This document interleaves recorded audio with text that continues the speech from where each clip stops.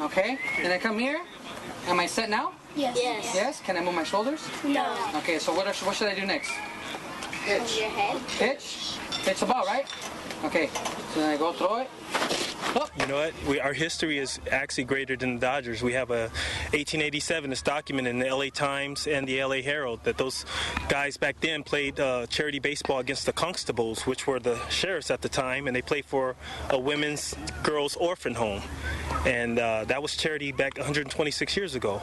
We didn't know much about it till a couple years ago, but we have documented that, and we want to continue that tradition. Switch it.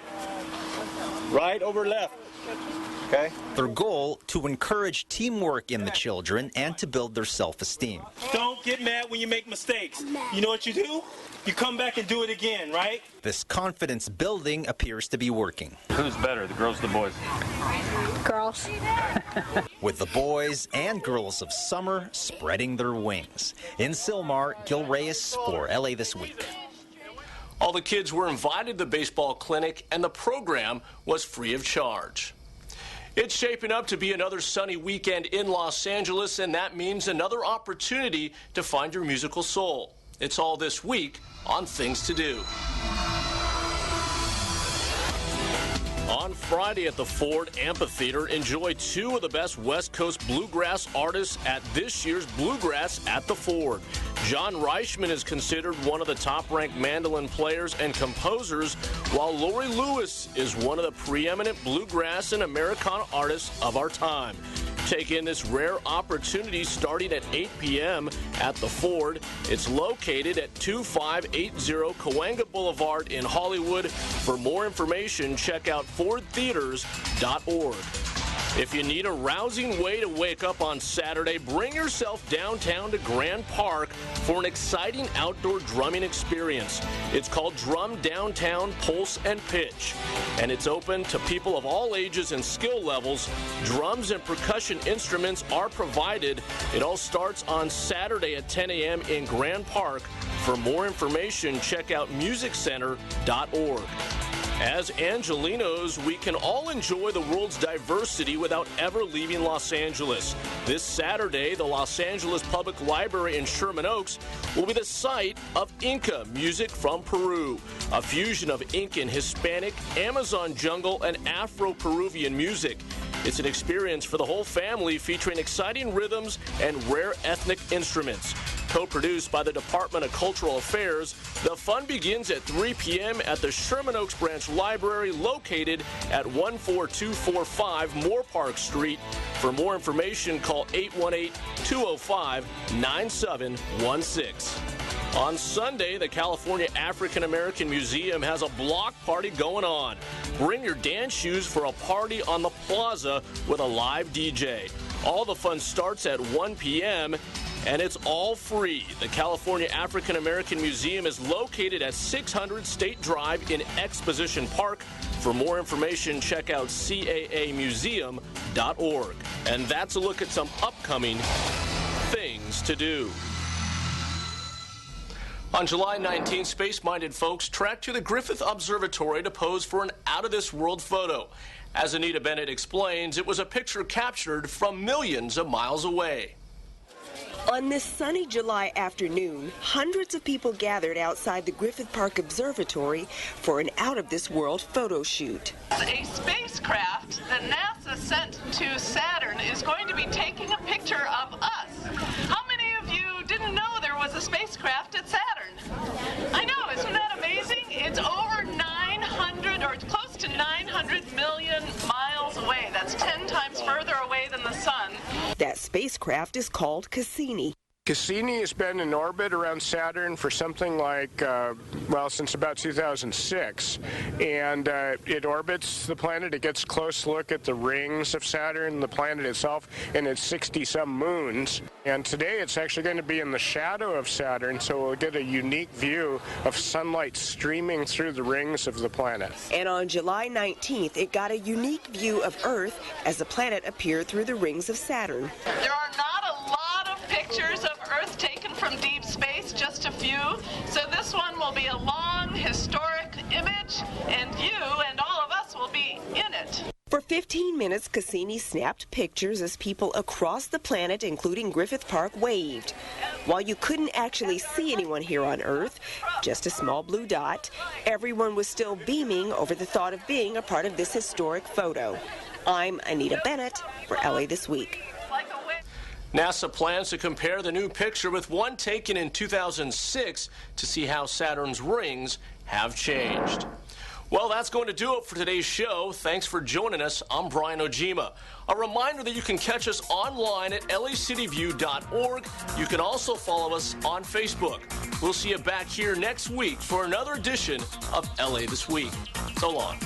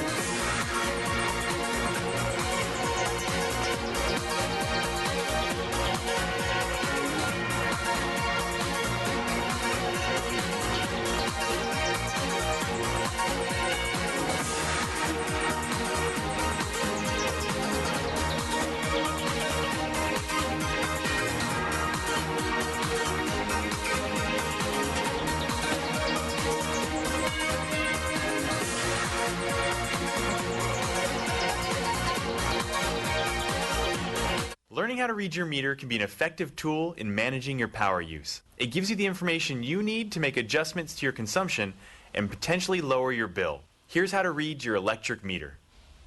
Electricity is billed in kilowatt hours. A kilowatt hour is 1,000 watt hours, which is equivalent to operating a 100-watt lamp for 10 hours. To read your electric meter, begin with the dial at the right. Write down the number the pointer is directly on or is last passed. Repeat this procedure on the remainder of the dials from right to left. Write down the numbers from right to left. The result you obtain is the meter reading. Subtract your numbers from your previous read from your current read to determine your usage.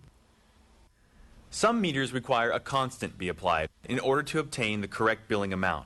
If your meter needs to be multiplied by a constant, the amount of the constant will appear on your meter here. The difference is multiplied by the constant for that particular meter, and the result is the number of kilowatt hours used and billed for that period.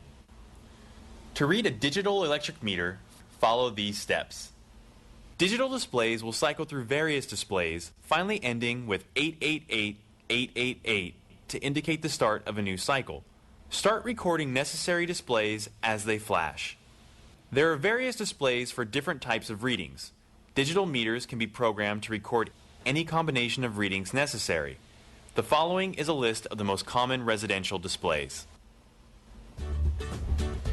Reading your meter is an excellent tool to help you control your usage. With little effort, you can save a whole lot of power and money. Hi, I'm Christy Odom in Los Feliz. You're watching LA City View, Channel 35. Our city, our channel. Would you like a mustache with that?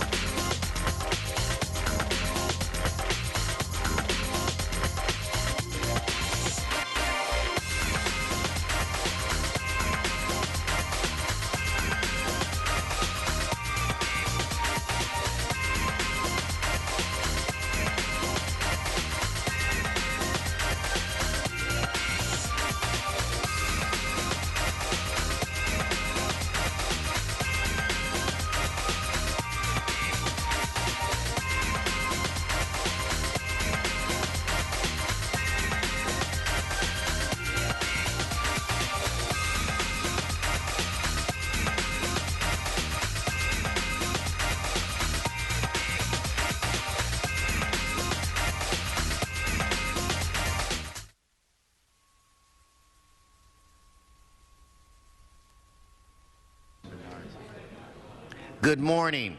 Today is July 31st. Today is Wednesday. This council meets every Tuesday, Wednesday, Friday at 10 a.m. Madam Clerk, I do believe we have a quorum. Could you please call the roll? Blumenfield, Bonin, Buscaino, Cedillo, Englander, Fuentes, Huizar, Caress, Krikorian, Labange, O'Farrell, Parks, Price, Weston, 11 members present. A quorum, Mr. President. Okay, thank you. First order of business. Approval of the minutes. Okay, Mr. Cedillo moves, Englander seconds. Next. Committed to resolutions for approval. Mr. Huizar moves, Mr. Parks seconds. Next. Mr. President, do you wish to run through the agenda? Yes, I do. So if we could go through the first set of items.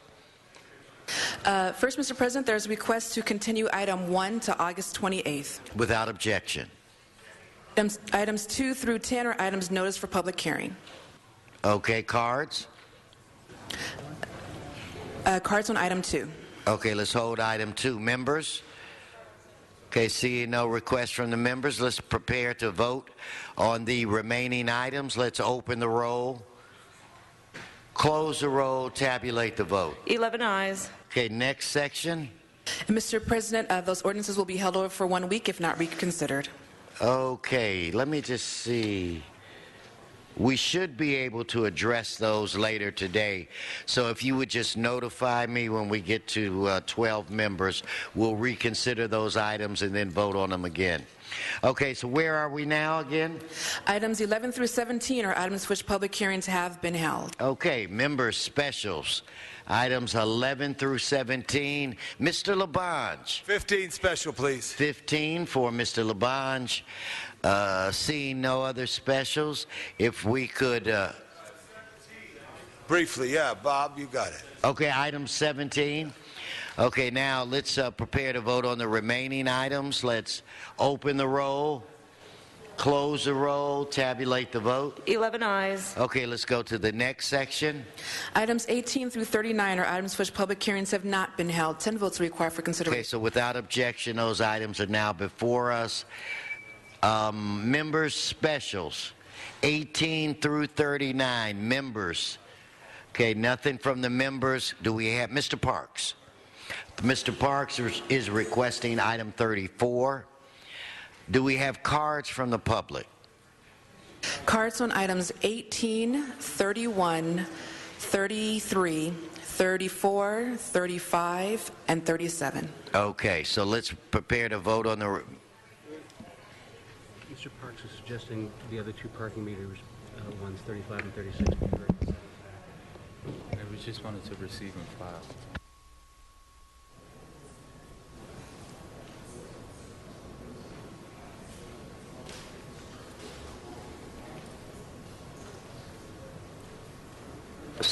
So, Madam Clerk, 35 and 36 has been held as well? 35, not 36. Okay, Mr. Parks, you want to include 36? They should be tied to 17. They're all okay, let's take items 17, 35, and 36, and let's lump them together. Does that satisfy your request, Mr. Parks? Yes. Okay. So, let's vote on what remains. Mr. Englander. Yes, Mr. President. 33 should just, it was wrong and posted incorrectly on the agenda. If we could just send it back to committee. Okay, can we just do that where it relates to item 33? Mr. Parks? I just have a request that on 33 that was posted in error, but the narrative that was posted is a motion that is in committee with the CLA report. We'd ask if we can get that moved at the same time dealing with marijuana. Okay, then I'll jump on that. Give me a minute to see exactly what that is, and then I'll do whatever is appropriate to move that along. Okay, thank you. Excuse me, Mr. President, for items, there's request to continue items 37 and 38 to August 30th. Without objection.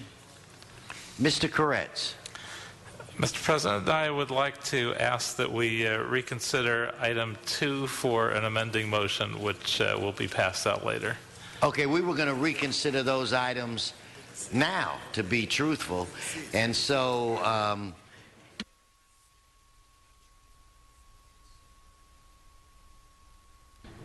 Okay, in this section, is there anything remaining, Madam Clerk, to vote on? Yes, Mr. President. Okay, so let's vote on what's remaining. Let's open the roll, close the roll, tabulate the vote. 12 ayes. Okay, now, I think it would be appropriate, we're at 12 members, Madam Clerk, if we would take all of the ordinances and vote for reconsideration. This will include Mr. Corrett's request on item 2, and then we can take them up and vote on them. Does that satisfy your needs? Madam Clerk. Mr. President, for item 2, there are cards, so that item should be held special. Council should reconsider items 3, 4, and 11. Okay, let's reconsider. What about the other ordinances? We had 12 members for the other ordinances. Okay, we did. Okay, so now we're talking 3, 4, and 11? Yes. Okay, so let's vote for, first of all, let's include Mr. Corretz's item 2 for reconsideration. I understand, but we don't have to take a card on reconsideration. We'll just put it back in the hopper and then we'll take it up. 2 was called special, so I don't have to vote for reconsideration. So on the other 3 items, let's prepare to vote on reconsideration. Let's open the roll, close the roll, tabulate the vote. 12 ayes. Okay, now let's actually vote on the items. Let's open the roll, close the roll, tabulate the vote. 12 ayes. How many cards on item 2? How many ayes? Or wait, we've got an amending motion. How long before that circulated? Any speculation? Okay, then let's move to the last section, Madam Clerk. I think that's items 40 through 45. Yes, items 40 through 45 are closed session items. Do you wish to hold those on the desk? Well, we'll hold them on the desk for right now until Mr. Krikorian gets here and we can get some guidance from him. Mr. City Attorney. And just, I would like to correct the agenda description on item 42. It should be a reference to LAPD officers' claims of retaliation for complaints regarding alleged ticket quota system, and 44 should be a reference to the LAPD officer wrongful termination claim. Without objection.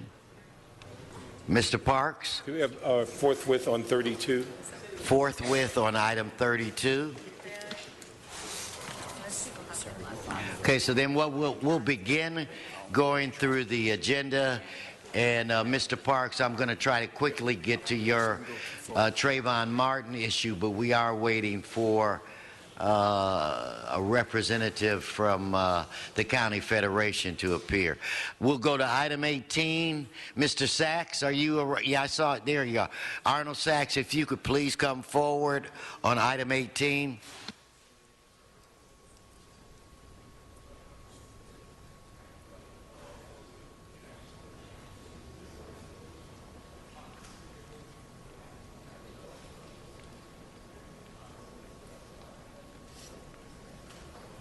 Yes, thank you. Good morning. Arnold Sachs. Good morning. This deals with your considering tax levy for Community Taxing District Number 1, the Convention Center Hotel. But it really doesn't mention what the Convention Center Hotel is. Would that be the Marriott that's by LA Live? Is that in an additional report? By the way, Mr. President, though I like talking sometimes, my clock isn't running, which is fine on my side, but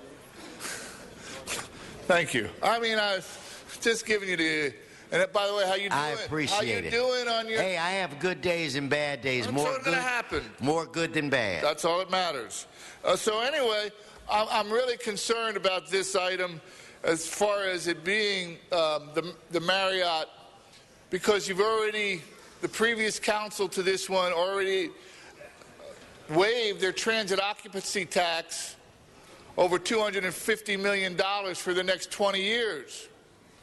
And when you start adding up the numbers that the city is waiving for these new hotels, businesses and then start thinking about the fact they're going to be looking at pay raises for the employees, you're going in two different directions.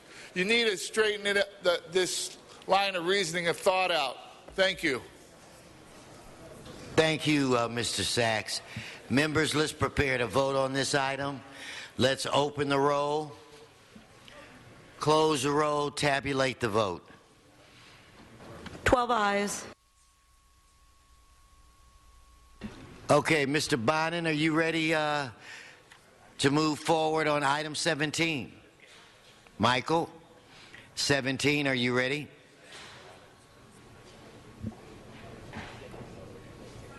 Now we'll defer to Mr. Bonin. Thank you, Mr. President. Colleagues, I'm going to start by being both honest and obvious.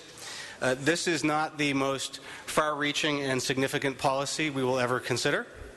And it's not the most profound or wide-reaching. But this is an issue that has drawn outside attention, and part of the reason is there's two ways that most Angelenos intersect with city government. One is their DWP bill, and the other is at parking meters. For the past several years, the City of Los Angeles has had a policy that fines people if they park at parking meters. That was a policy that was well-intentioned, using old technology. It was meant to prevent vandalism of meters. And the good news is technology has given us an opportunity now to erase and rescind a policy that most people in Los Angeles think punishes them. That most people in Los Angeles think is a sign of government on their backs as opposed to on their sides. We used to have just coin-operated meters, which were very easy to vandalize and jam. Piece of gum, Canadian coin, a slug, and the meter was out of service for days, weeks, in some cases in my district even months. Over the past few years, we've instituted new technology so that the meters are now both coin and card. And while it's still easy to jam the coin part, it is extremely difficult to cause the card part to malfunction. We have had almost no incidents of a meter failing due to the card. To dismantle the card part, you'd basically need to stand in broad daylight with a sledgehammer, and I don't think a lot of people are willing to risk a $1,000 fine to save 50 cents. We can rescind this policy today, and we can let people know that the city is on their side. In T Committee, there were a few concerns raised by a couple of my colleagues about the policy. Mr. Koretz and Mr. Krikorian were concerned that while it seems that technology will help us avoid the vandalism, there could be a recurrence if we rescind the policy. So we agreed that we would revisit this policy after 6 months to make sure that no vandalism had occurred. There is also a very similar bill in the state legislature sponsored by Mike Gatto, which would make it illegal for any city to have the kind of policy the city currently has. That bill has been passed by both the Assembly and the Senate and is sitting on the governor's desk. Because my colleagues wanted to have the opportunity to revisit this policy and have that tool at their disposal, they asked that we include in the T Committee report, and we included a recommendation to oppose the Gatto bill. So there are 3 elements today. 1 is to rescind the city policy, 2 is to review in 6 months, and 3 is to oppose the Gatto bill so that we have local control over the operation of our meters. Just to close and to remind folks, technology now makes this policy moot. We have almost no broken meters, and when a meter breaks, we are notified almost immediately, and they're repaired generally within 2 hours. So this policy is a vestige of an attitude that our constituents find distasteful, and it would be wise for us to repeal it. Thank you, Mr. Bonin. I've got cards on this item. Mr. Walsh, John Walsh, and Jay Handel. Jay, you're there. Just come on. Yes, good morning, Mr. President. Good morning, council members. My name is Jay Handel. I'm the chair of the Budget Advocates for the City of Los Angeles Neighborhood Council Budget System, and I'll take this quick opportunity to present myself to the new council members who don't know me. But on this item, I just want to say, as a restaurant owner in CD 11, where at one point we had kiosks instead of meters, 2 years ago, all of the kiosks were down in our district, and it was the week of Christmas, shopping week of Christmas. And all of our meters were down because the server didn't work. And all of our customers got tickets, and for 1 week we had empty streets because no one informed DOT not to ticket the cars in the area because the server was down. So it's not just vandalism, and new technology is wonderful, but when they say seamless technology, I think what it really means is it seems like the more they give us, the less we get. That's what seamless is. So I fully endorse this because, quite frankly, ticketing people coming into our neighborhood unfairly because there's a problem with equipment supplied by the city is a deterrent to people shopping and raising the revenues in our city that we so desperately need. We don't need to send them to Culver City. We don't need to send them to Glendale. We don't need to send them to Beverly Hills. We need to keep them shopping in our district to keep the dollars in our district. So we fully support this proposal by our Councilman Bonin and hope that everyone here will do so as well. Thank you, Mr. President. Thank you, and it's good to see you again, Jay. Mr. Walsh. John Walsh, blogging at HollywoodHighlands.org. Speaking for everybody who drives in Los Angeles or owns a car, we need this passed. Because you're saying that your technology makes it impossible for a meter not to work. Let me tell you what they do in my neighborhood. They go at the meters with baseball bats. Now, and then they park where the base. So, A, we're under-policed. We have a wave of vandalism at this very moment in Hollywood and the entire city on parking meters. And this gentleman at City Council says, don't worry. Don't worry. Mama Technology is taking care of this. There are no, the meters are vandal-proof. They're proof from everything. If God hits them with a lightning bolt, they'll stand up.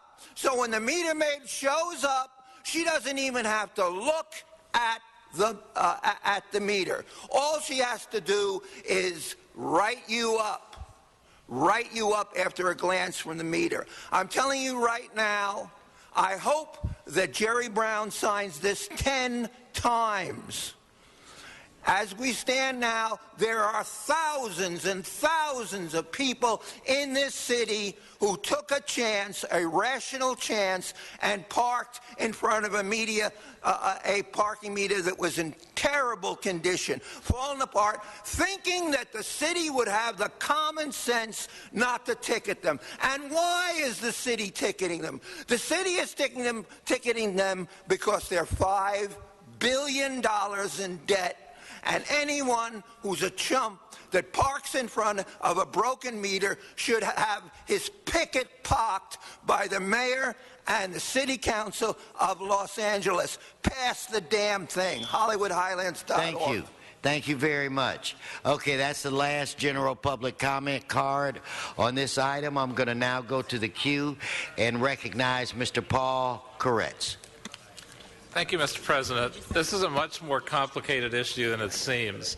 And the original reason that they were ticketing were things like what happened in my neighborhood, where we have a lot of renegade valets, 3rd Street and on Beverly Boulevard, where they actually break the meters so they can create spaces that they should have, but they actually double count and triple count spaces, and they really don't have places to park their cars. So they were using paper clips and other things to break the meters intentionally. Now with the new technology, it doesn't happen as much. So right now, we were told in committee there were only 7 cases in recent times where both the kinds of ability to pay were both down, and so people actually had no legal way to pay.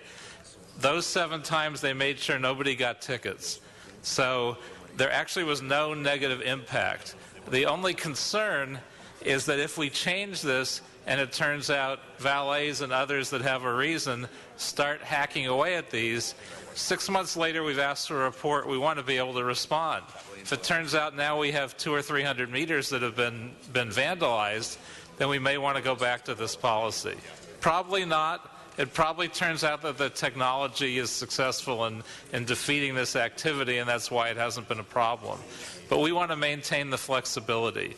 So it makes sense for us to get rid of this policy, revisit it in 6 months with a report, but have some flexibility to respond. The Gatto bill, which drove our responding to this, which I appreciate, and Mike Gatto is a very good friend, I think gives us no flexibility. If it turns out there is significant vandalism and we want to respond, we can't if that bill passes. So that is why in committee we decided to change our policy, to get a report back in 6 months, but also to ask the governor to veto the Gatto bill, which is targeted at Los Angeles, and we've taken an appropriate action to respond to the problem that he was trying to address. Thank you, Mr. Koretz. Mr. Bloomingfield. Thank you, Mr. President. I think this is a great idea in terms of what we need to do is it's a basic consumer issue. People, if they end up in front of a parking meter, they shouldn't have to. That's broken, they shouldn't have to pay. So I'm very much in support of parts 1 and parts 2 of this.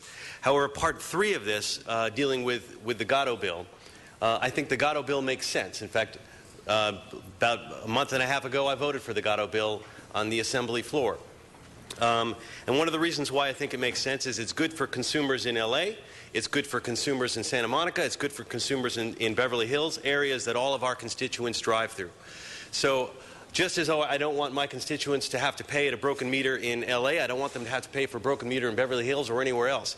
So my suggestion would be that we amend this motion to strike item 3 and just move forward with items 1 and 2. And there is some disagreement on item 3, which is the question about the Gatto bill, but we have a separate item, item 36, that's coming up, which deals specifically with the Gatto bill. So my suggestion is we have the discussion about the Gatto bill on item 36, and we make this item a clean item and just have it. So specifically, I'm moving to amend this to strike paragraph 3 and move forward with paragraphs 1 and 2. Well, you know what, Mr. Bloomingfield, since we are discussing all of these items together, I would like to hear, and so I'm going to ask that you press your button again, the alternative or how we're addressing this in item 36. So I do think that discussion needs to be incorporated in this discussion. Earlier on, it was requested that these 3 items be linked, and we agreed to do that. So they're linked. So I think we should have a joint discussion. But you definitely have my attention. Something in my gut tells me that there's got to be a way to work this out with the Assembly member.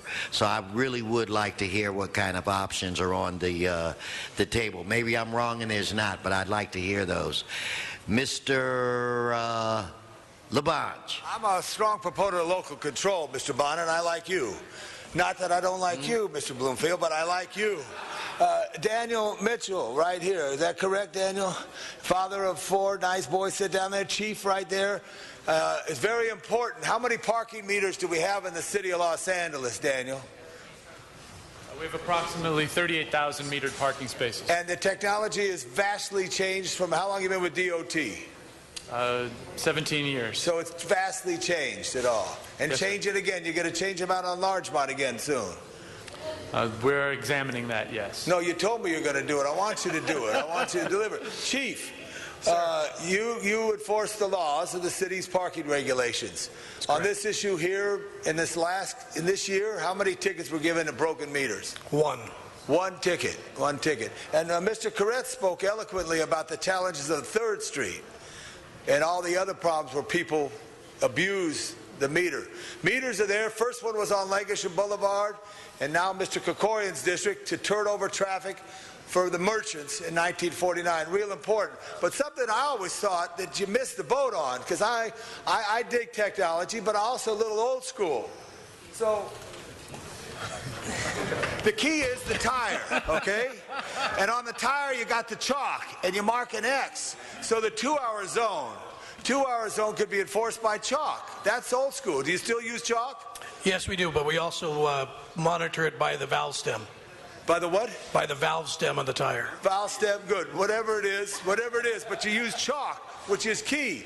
I want local control. I want fairness. I didn't like to accept it when you came up and said we're going to give tickets because I knew about chalk. So if you use chalk, that's a way, because you want to have the parking turnover so they get to the merchants on various locations. So I thank you. I thank you, Mr. President, and I'm going to put this back in your trunk. No, I was going to instruct you to put that back in my trunk, because I know it's not your spare. It's mine, and wouldn't be the first time you borrowed it. Okay, Mr. Krikorian. Thank you, Mr. President. I want to first rise to congratulate Mr. Bonin on bringing this matter forward. First of all, the policy made a great deal of sense in order to address this vandalism problem that Mr. Koretz spoke of, that, you know, is a terrible impact on districts like his and really causes an impact on the surrounding communities as well. So it made sense to try to address this vandalism problem.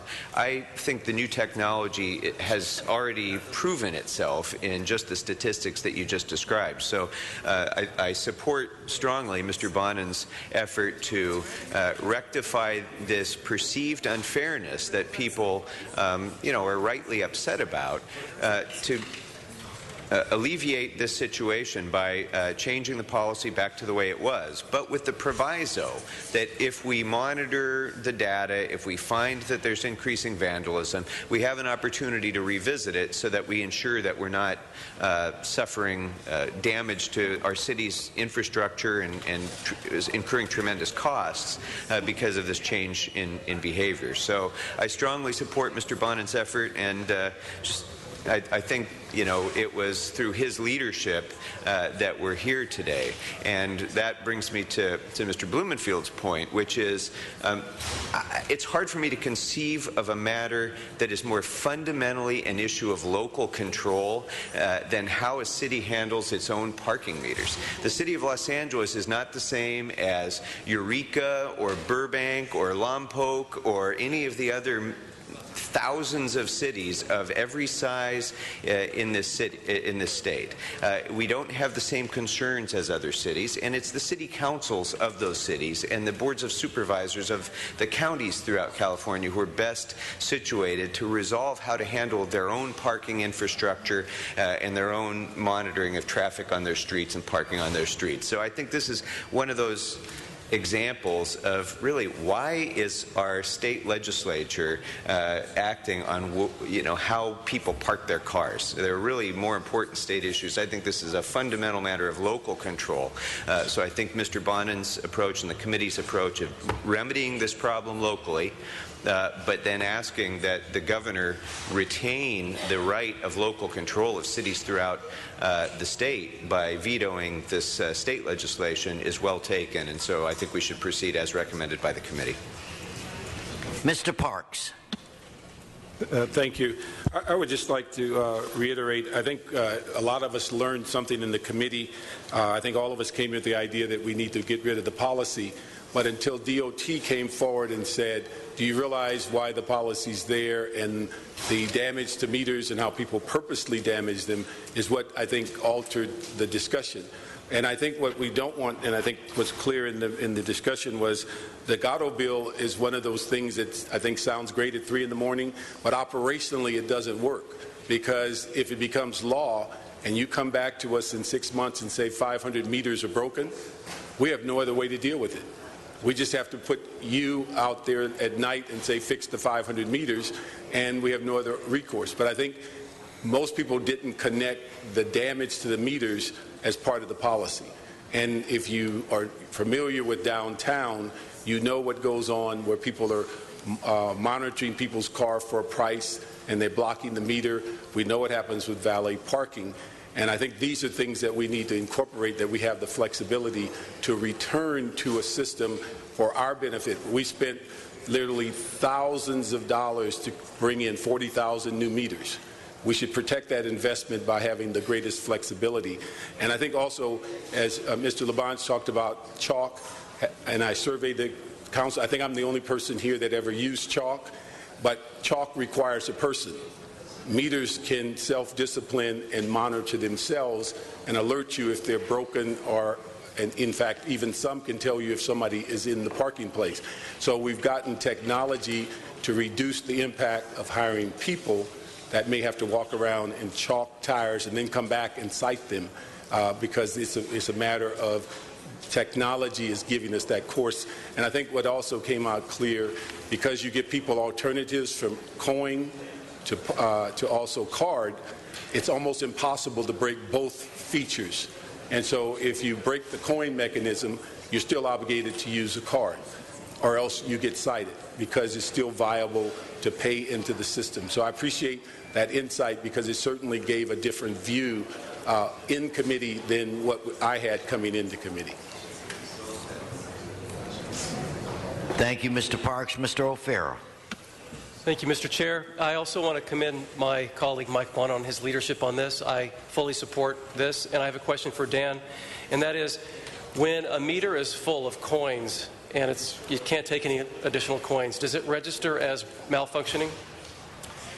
Generally, yes. So once there's a secure canister inside, once the coins back up to the point that reaches into the meter, then yes, it will register. Okay. Once it's no longer able to accept and give value for those coins, it registers as a coin jam. All right. And I know that a lot of my constituents don't necessarily have plastic or a credit card or even a debit card to pay their meter. So the meters are going to fill up with coins quite often. And so I would hate to, penalize people who don't have a credit card just for that purpose. So what I'd like to know is in your report within 6 months, if it's going to contain data relating to a meter that's full and malfunctioning because it's full, will there be a report on that? Or will that be part of the report? Councilman, that was not in the original request, but that's something that we monitor very closely. Okay. Our collection frequencies are based on the mixture of coins and cards in the collection areas to ensure that meters don't get full. When a meter is full and a coin jam results, that means that we didn't get to it when we should have. So we monitor that very closely. One thing I wanted to mention is, as far as paying with card, it is not a requirement that it be a credit card or a debit card. A gift card that's available with a Visa, MasterCard, American Express, Discover logo that's available at convenience stores everywhere, that can also work as a parking card in any one of our meters. Okay, I just want to, speak up for the people who don't have cards or the convenience of them at all, because that covers a lot of people. And in certain parts of the city, I'm sure that you have a higher frequency of coin payment to card payment ratio, and I would like to see in the report that reflected as well. I just think the more information that comes back, the better informed we'll be on how to move forward afterward. And lastly, do we have the technology to be able to know when a meter is full of coins so that it can go and get emptied? We do have that technology? Yes, we do. So the meter monitors the times it's collected, and it monitors how many coins are put in, so it calculates when it's about to get full and when it has a problem, and we respond immediately. And is that reflected on the meter itself, or is that sent to some centralized system that pops up in a grid and we can tell where to go? And yeah, actually both. So it reports to a central system. We have a lot more data available centrally, but the meter, once it's no longer able to accept coins, says on it, no coins, cards only.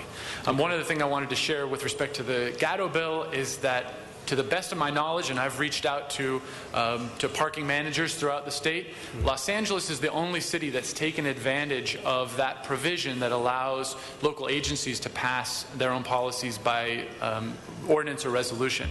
So I believe that Gatto bill only affects the city of Los Angeles, and if that policy is changed here locally, that would, in effect, accomplish the same thing. Okay, well, I want to commend DOT for this rollout. I think you are doing a great job, and it's largely complete, so that's wonderful. And just knowing that it's hard enough in Los Angeles. Traffic is a concern, and people drive somewhere, and the merchants depend on available street parking. I know in my district they certainly do. So I'd love to send the signal out to the city that we will not punish you for parking at a broken meter. So I think it's great, and I strongly support what you're doing, Mike. Thank you. Okay, Mr. Bonin, did you want to close? If so, why don't you just let me call you when you're the last person on the queue. Now, before I call on this next person, I want to inquire, do you have any props this time, Mr. Labange?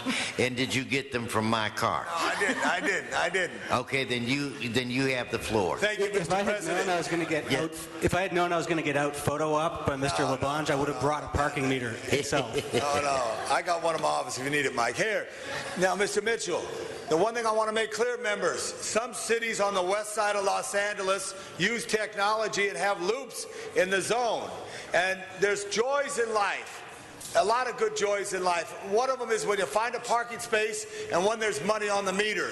I do not want to see Los Angeles have a loop in a parking space that goes back to zero. If you find the meter and it's open, you can park there. And if there's money on the meter, you still you hit the lotto, the Los Angeles City parking lotto. So is it true you're not doing any of that technology? Because I know your general manager's Mr. Technology. I want to make sure we're free on the space. Is that correct, Mr. Mitchell? Because I've talked about this before, but then I've heard it again.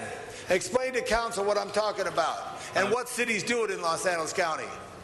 Sure. What Councilmember Labange is speaking about is technology that allows sensing in the parking space to identify whether a car is there and when it's left. We do currently have sensors in several areas of the city, but that technology is not incorporated into the parking meter at this time.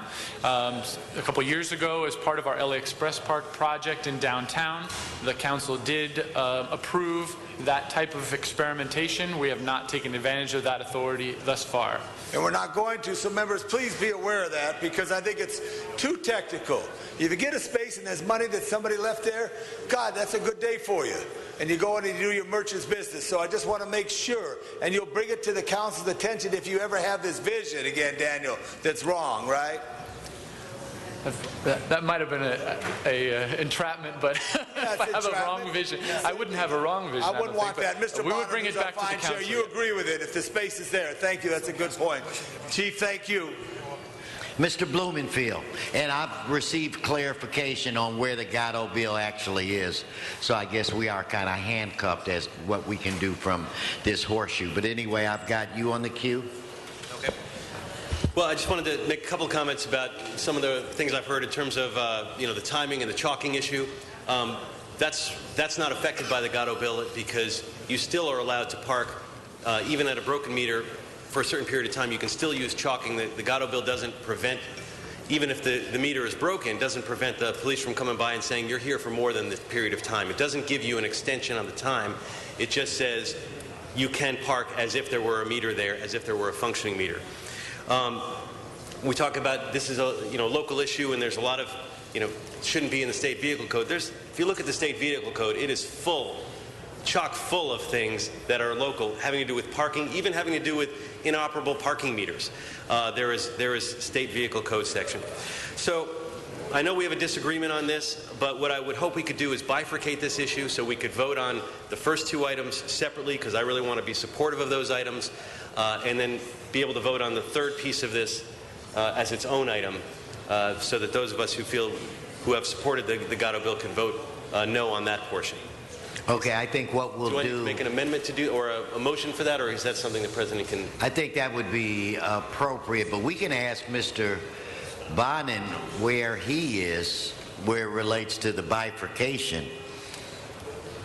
The council actually has three items before it today. It's the committee report, which has the three elements, including voting against the Gatto bill. The council also has a separate item just on the Gatto bill, so it would be possible to do that. However, my committee spent a lot of time discussing this, and it was the will of the committee to have the three elements in the report, and I want to respect my colleagues on that. So if it's Mr. Koretz's preference to keep that in the committee report, that would be my preference as well. Okay, then.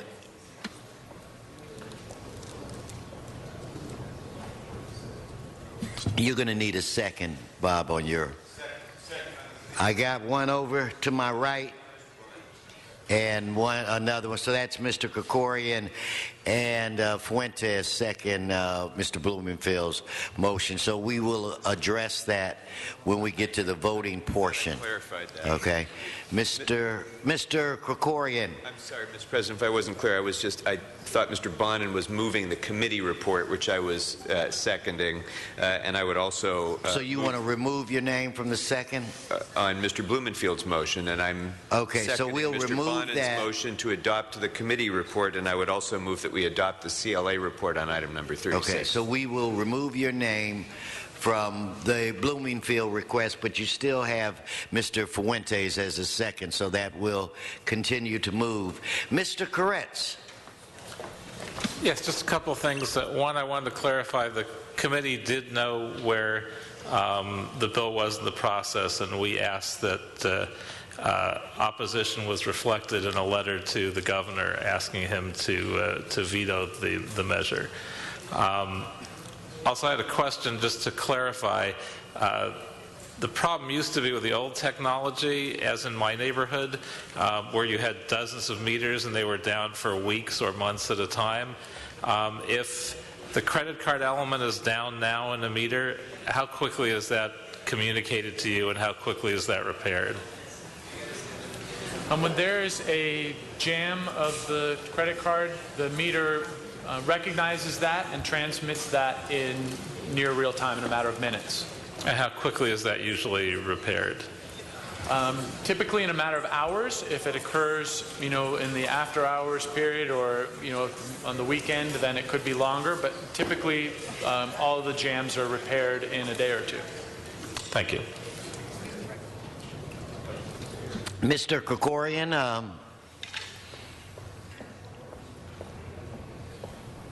you're the next member on the queue. Oh, thank you, Mr. President. I already made the motions I wanted to make. Okay, Mr. Fuentes. Thank you, Mr. President. I just want to rise in support of the bifurcation of the issues, and I'm doing it as a courtesy to my colleague, Mr. Blumenfield, because as he mentioned, he did have the opportunity to vote on Assembly Bill 61 by Mr. Gatto, and I would like to have him the opportunity to be able to vote on it separately. But I do want to sort of remind the body here that we are here today because this council approved a policy, and thank you, Mr. Bonin, for bringing it forward, a policy that basically says that if you park in front of a broken meter, then even if it's broken, you're obligated to pay, which I think is an incredible sort of position to ask our residents to take. And so as a result, I think Mr. Gatto introduced this legislation to help us highlight that, I think, not so reasoned, there's other words for it, Mr. Cedillo, policy. And I think Mr. Gatto's intention, at least of the bill, the way I see it, has been well served by having this conversation. And so I just want to rise in support of Mr. Bonin's work here, specifically with items 1 and 2. And when it's time to vote for the bifurcated measure, I will be supporting Mr. Bonin as well, Mr. Blumenfield, in opposing Assembly Bill 61. Thank you, Mr. Fuentes. Mr. Bonin to close. Thank you, Mr. President. Colleagues, I'll be brief. As I said to begin, this policy on the books now is punitive towards our constituents. It is now irrelevant because of technology. It's time to repeal it. The committee looked at this issue and weighed the pros and cons for a considerable period of time. It was very important for my colleagues that we have the flexibility to revisit this if vandalism does increase, which is why the T Committee report has 3 elements to it. And I think it's important to move it forward as a package, so I would ask for a no vote on the bifurcation and approval of the full committee report. Thank you.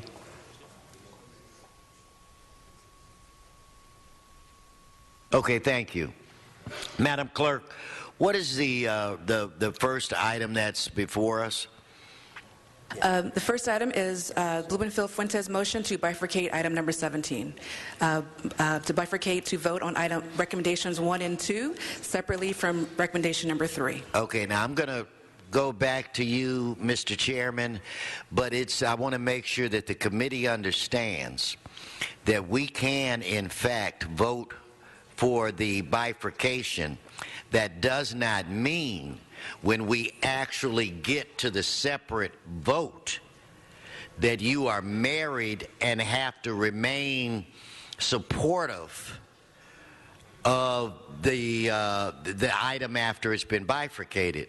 So if you want to hear the discussion or have that separate vote, I think you can feel free in voting for that separation. But when it gets time to vote on the item, you do not have to vote in support of what it is Mr. Blumenfield wants to do. So with that said, Mr. Bonin, I thought I heard you say that you felt that you didn't want us to even vote on the bifurcation, supportive of the bifurcation, or did I misread what you stated?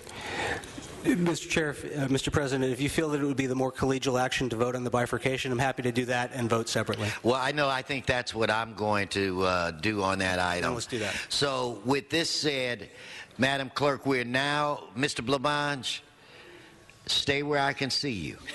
Okay. Now, Madam Clerk, at this time, we're voting on the Blumenfield request, which is to separate the issues or bifurcate, correct? Correct. Okay, so let's prepare to vote on this item. Let us open the roll, close the roll, tabulate the vote. 13 ayes. Okay, so that item has been bifurcated. Now, the next item we vote on is this item, or do we move on to another item?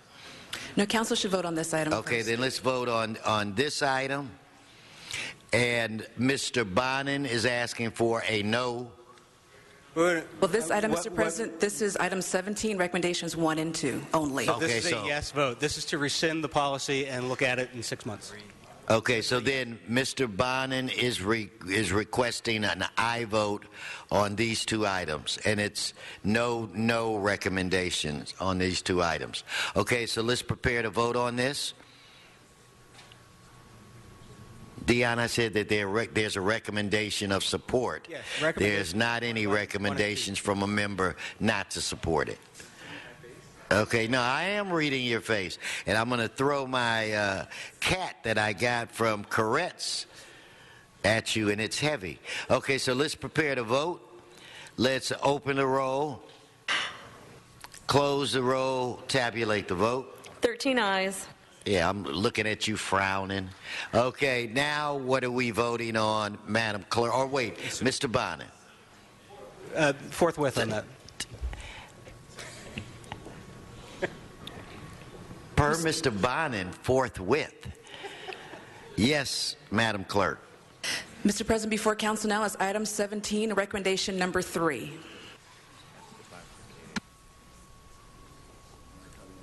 This is no. Oh, no, this is yes. This is yes. Sorry. This is a yes vote. Bob is a no. I'm a yes. Okay, so on this item, Bonin wants a yes, Blumenfield a no, or am I wrong? That's right. Okay, the chair, yes, Blumenfield, no. Mr. Parks. Point of order. Yes. If we do 3, is that identical to 36 and we can... It isn't?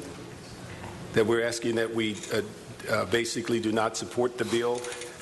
If 3 and 36 are the same, then I would say we could put them together and vote them at one time. Mr. Chairman. That's fine. They're the same. Okay. Mr. City Attorney, you concur with that? Or were you paying attention? There is a slight difference. 17 talks about the mayor or the governor vetoing the bill, whereas 36 is an opposition to the bill itself. I don't see how that changes. Mr. Wesson, if I could? Yes, please. Very brief. Okay. Item 17.3 is a request to the governor to veto the bill. Item 36 was waived from committee. There was originally a support resolution. Mr. Krikorian moved the CLA report on item 36, which is the opposition. So you would have to adopt 36 with Mr. Krikorian's motion with that, not the item as it's written. Mr. Fuentes, I think I see you on the queue. Yeah, I just wanted to hopefully help feel that there is a difference. I think it's important that we take both measures together, because as these measures move through the legislature, we want to be able to have the City of Los Angeles documented in the analyses. And so requesting the governor to veto something is very different than taking a position against a measure, because we want to make sure that our Los Angeles delegation has the ability to be able to track our position as it moves through the committee process. So I would suggest that we merge both 36 and 17 Section 3 into a position for the City of Los Angeles to thereby oppose Assembly Bill 61 by Mr. Gatto and ask for opposition, a no signature by the governor. Mr. Miller, now that's a kind of makes sense recommendation to me. Are you comfortable with, boy, did we get a bunch of folk back on the board. But anyway, does that make sense to you if we were to marry those items? Yeah, that is consistent with Mr. Krikorian's amendment on 36 with the CLA report combined with 17 does exactly what Mr. Fuentes suggested. Okay, so Mr. Koretz? I was going to say Mr. Koretz is good. Bob Blumenfield? Just a point is that the 30, it doesn't matter either way, but 36 is moot because it's already moved out of the Senate and the Assembly, and so it's sitting on the governor's desk. So there's no analysis going to get in, but I don't think it matters either way if we do it separately, but just as a point of fact. Yeah. Well, if it doesn't matter, maybe we should just blend them, vote on it, get it over with, and move to the next item. Mr. Krikorian. Yeah, I'm happy to accept that Mr. Fuentes' proposal is a friendly amendment to the motion. Not to be too technical about it, but the bill's engrossing an enrollment right now, so it's not quite to the governor, but it will be shortly. Okay, so. Yeah, you wanted to get technical. Now we the Sacramento dust is starting to flow. Okay, so Madam Clerk, what's before us? Let's vote on this. Well, basically what Council is doing is voting on item 36 as amended to include recommendation number 3 of item 17. Okay, so let's prepare to vote. Let's open the roll, close the roll, tabulate the vote. 13 ayes. All right. Yeah. Mr. Chairman. Mr. Blumenfield was trying to be pressing the no button, but it didn't. Okay, can we just switch him over? There was a malfunction in his voting or in his computer, and if we could have IT come take a look at it. And Mr. Blumenfield wants to be changed from a yes to a no, and since that does not change the outcome of the vote, I don't see a problem with that. Are we done with this item? Item 35 still remains, Mr. President. Forthwith on number 36. Okay, forthwith. And then let's receive and file 35, correct? Yes, thank you. I don't recall the downtown stadium deal being quite this confusing. Without objection, that'll be the order. Okay, where are we now? Item 2, amending motion 2A has been circulated. Okay, let's deal with item 2. We do have 2 cards on them, and I will call them first. Juan Acala and Arnold Sachs on item 2.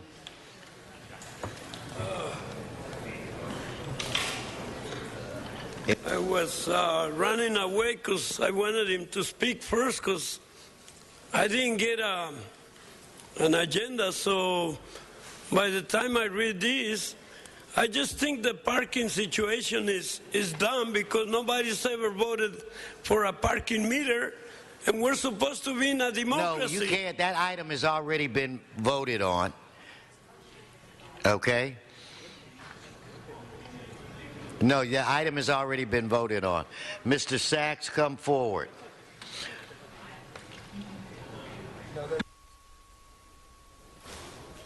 Yes, thank you. Good morning, Arnold Sachs. This item addresses a business improvement district and the setting up of a nonprofit. And actually, it's pretty fascinating after listening to some of this discussion on the parking meters and your discussion about how the state legislation is in the state legislature. This is an article from June 21st, 2013 regarding an exemption for the PUC chief based on the fact that he has the ability to set up his own basic nonprofits, which are not regulated. And so here we have this business improvement district setting up a nonprofit to operate the business improvement district. But the nonprofits are not regulated. They don't have to meet an agenda. They don't have to disclose a budget. They're not open to public scrutiny. This is a classic example of people, and I forget the word, how they try to get influence through city council and council members, because you get appointed to these nonprofit boards that regulate these sums of money. And let's not forget, the court just ruled that a nonprofit has to disband in downtown LA. So what regulations is the city attorney's office looking into to make sure that further nonprofit, the further business improvement districts, are not forced to disband by court ruling? And again, it comes down to, who do the nonprofits answer to? Unregulated, set their own agenda. Just like it said here, you were questioning about state legislation on the parking brouhaha. Exemption for the PUC chief. Thank you, Mr. Sachs. Before we go to you, Mr. Koretz, Madam Clerk, it's my understanding you need to make an announcement. Yes, Mr. President. For this item, a majority protest was not found to exist, and City Council may authorize the establishment of the BID. Thank you very much. Mr. Koretz. Thank you, Mr. President.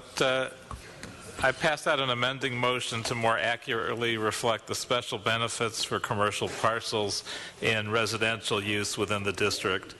And I'd just like to thank the Office of the City Clerk that worked above and beyond the call of duty and has some terrific staffers that we got to work with. A number of other people who were all-stars in this effort: Miranda Pastor, Jose Flores, Dennis Rader, Eugene Von Seiss, and Rosemary Hinkson. I want to thank the Melrose Avenue Property Owners Association and their president, Denny Weintraub, and Donald Duckworth, who was an amazing consultant who did a lot of the behind-the-scenes work. Melrose is a great tourist attraction and one of the great gems of our city, and this, I think, will help revive it going forward, and so I ask for your aye vote. Thank you, Mr. Koretz. Okay, members, let's prepare to vote on this item. Let's open the roll, close the roll, tabulate the vote. 13 ayes. Okay, now we will quickly go to item 15, called special by Mr. Labange. With Mr. Labange, we have a card, so why don't we dispense with that first? Juan Acala. Oh, wait. I've been informed, Madam Clerk, we do not have to take this card. We've already established. Okay, sorry, Mr. Acala. The public comment has been already satisfied. So, Mr. Labange, back to you. Just to be brief, members, as you know, in movie studios, they have bicycles and they ride from stage 12 to stage 36 all over the lot in exchange.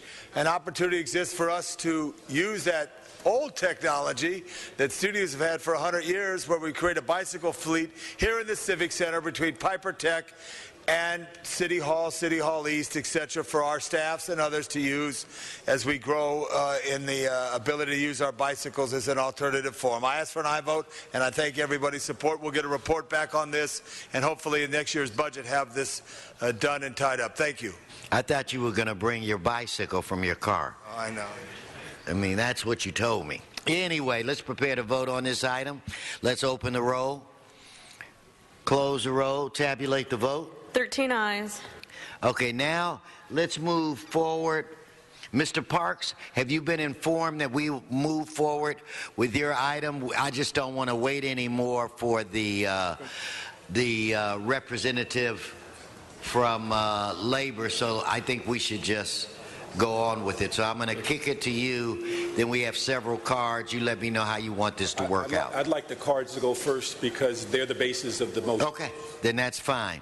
So we'll start off with Earl Ofari Hutchinson, Najee Ali, and it's Craig Jones. Craig Jones. Okay, come forward, Najee. You're first to the mic. The mic's yours. Thank you, Mr. President, members of the City Council.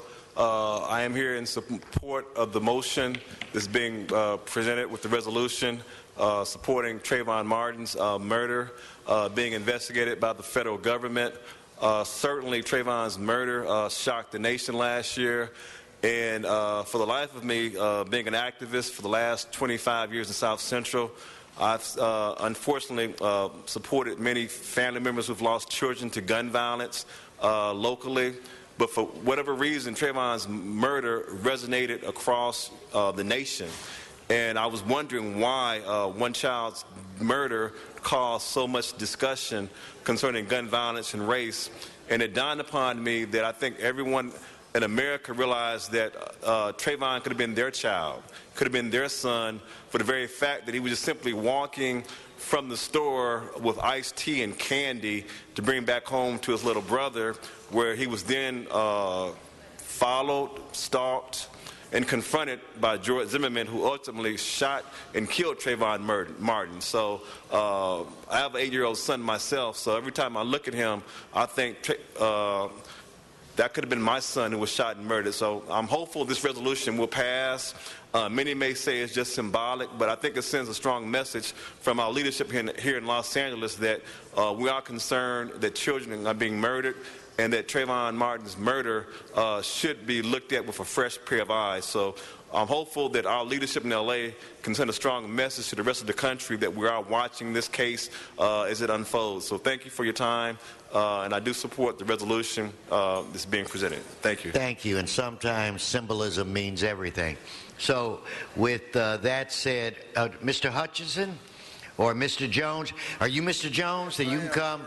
Earl, come on now. Get over in the center. Mr. President and Go the ahead. Council. I'm a member of the 8th District, and I clearly support Mr. Bernard Parks. I am truly concerned as to the matter that was brought before this Council and its representation of the African Americans in this particular community in Los Angeles County, not just Florida. Really what we're concerned about is like the social circumstances.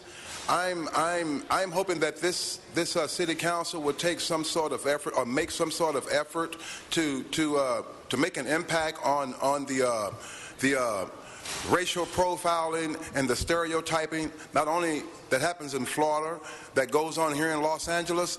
Our concern in the 8th District is not only racial discrimination, but the disparity between the educational factors and the limited ability of our constituents to have access to gainful employment like living wages, jobs, and things like that. So not only is this a travesty for America, I think that here in the 8th District, it resonates like with a lot of the community constituents because they have a concern, a true concern as to the actual murder and like the civil rights violations that people can be subjected to unwarranted coming from citizens, and we have constituents in my community who have taken like a defensive stand against the law enforcement and other agencies. What we have to do, I think, as a community, we have to make an impact on those kids, teenagers, and young adults. We have to reassure our younger generation that their rights are safeguarded and that there is fundamental due process and due diligence afforded to every American, not just in Florida, but here in Los Angeles County as well. I represent CKRJ and Left Coast Publishing, and I'm hoping that you guys remember that name, CKRJ Left Coast Publishing. I received a plaque and a certificate from Ruth Galanther in 1994. I walked amongst the notorious Rolling 60s and got my certificate because wouldn't no one else go. Thank you very much, sir. If I could get Mr. Hutchinson, followed by Bobby Jean Anderson and Pat Sanders. Earl, welcome. Thank you, Mr. President. Herb. Go right ahead. All right. Thank you, Mr. President, and also City Council. You know, really, it's a matter of simple justice. You've had a national call from every major civil rights organization, the NAACP, the Urban League, the Leadership Council on Civil Rights. Every single organization has weighed in on Zimmerman, Trayvon Martin. And they've only asked one thing. We know U.S. Attorney General Eric Holder has authorized a federal investigation. Civil rights leaders have asked for this investigation, and they responded for one reason. Well, actually two reasons: simple justice and fairness. Many people do not feel, and many people in the city of L.A. do not feel justice was done in that verdict in Florida. And not just the verdict, but also in general, everything that went into the loss of a tragic loss of Trayvon Martin and so many others that have been affected by it. So what we are really looking at here is not just simple justice and not just fairness, but also in the spirit of an anniversary that we are going to be celebrating in another 3 weeks, the 50th anniversary of the 1963 historic March on Washington. And we have to remind people, two of the fundamental reasons for that march were the protection of civil rights and civil liberties, and the second part of that was justice, justice, justice. Why a resolution? Why should the city of LA get involved with this when already there's been so much around this? Simply this: we've had so much division both along race lines in this city, and also so much anger, so much frustration that's come from so many communities. So what it does is it officially puts the city of Los Angeles and also sets a model for others. Thank you. Thank you, Earl. Okay, Bobby Jean Anderson, followed by Pat Sanders, followed by Pedro Baez. Miss Anderson. Good morning, Council, and thank you, President Westland and City Council, for allowing me to have some comments regarding the resolution. I support the resolution. I was here on last week, I forget the day, probably Tuesday, but to support the introduction of it by Councilman Parks, and also to thank our Dr. Ofari Hutchison for bringing this to Councilman Parks' attention to create the resolution. And the crux of the matter for me in this whole scenario is that Trayvon Martin was killed because he was profiled. And I'm quite familiar with profiling. I've been profiled. It's recent in Orange County, as a couple of weeks ago, being in a gift shop trying to buy cough drops. But my dad, my husband, my brothers, my son, I have a grandson who is 7+ feet tall, who is constantly profiled just because he's black and tall and big. And I know that if Trayvon Martin had not been profiled by George Zimmerman, that we would even be talking about this situation today. This is where it all started. Who does stuff like that? Why would he be profiling a young man that's walking home from the store with candy and some drink? So I'm really passionate about the fact that something needs to be done, and I support the resolution for the Department of Justice to look into the civil rights violations of Trayvon Martin so that his death is just not completely for naught, because it was absolutely unnecessary for this young man to lose his life. And again, I thank Councilman Parks for bringing the resolution, and I thank Dr. Ofari Hutchison for... Thank you. Thank you. Okay, let's have Pat Sanders, followed by Pedro Baez, followed by Michelle Richardson. Come on, Pat. Good to see you. Good to see you, too. Good morning. Thank you for allowing me to speak on this. I spoke before. It is really imperative that you support this resolution. I was born in Boyle Heights. I retired from the city of Los Angeles after many years of service.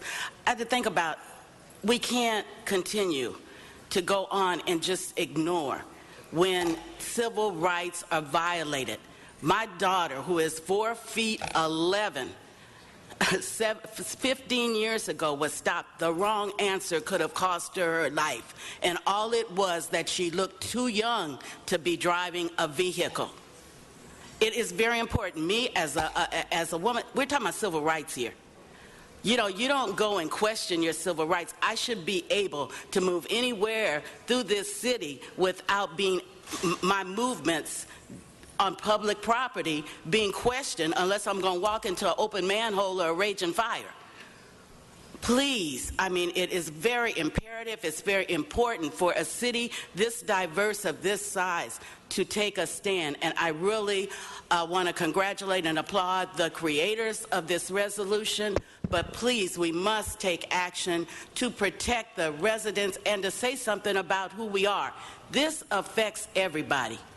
I mean, my father worked down here a couple of floors. He started his civil service driving your predecessors to places that he could not go in as a free person. We have to take a stand now. Too many of our residents, our children are being profiled, our citizens, even anybody. It doesn't make any difference what culture, but this particular issue involves African Americans, and it has to stop. Please, I implore you to really adopt this resolution. Thank you for your time. Okay, thank you. Mr. Baez, followed by Michelle Richardson, followed by Lewis South. Lewis, so you can make your way up. Good morning, Mr. President, and good morning, members of the City Council. I am here today in support of the resolution that was put forth by Councilman Bernard Parks. It is extremely important that Los Angeles be recognized as the city that it is, important and very much involved with making relations better between community and law enforcement. Many people from other cities have said, how is it that you do that here? Because we have a council and we have a police department that cares. That's why it is imperative that I urge this council today to pass this resolution immediately so that we can send the word that Los Angeles was in forefront of leadership that is definitely in favor of the Attorney General of the United States, the Honorable Eric Holder, to pass and do an investigation of civil rights that were committed by George Zimmerman towards Trayvon Martin. Thank you so very much. Okay, please come forward.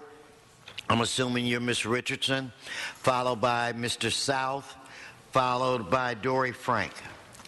Yes. And you would be correct, President. Thank you, City Council, for allowing me to be here. Imagine it's cold, dark, and raining. A young Trayvon Martin lying on the ground with life oozing from his body. No one to caress his face or hold his hand. He's dying. And he calls out to his mom and dad, "Forgive me for cutting up. I behave like teenagers do." It's tough going from adolescent to young adulthood, but I love you. I hope I made you proud for the short time that I was here. My dream was to be a pilot and soar beyond the clouds.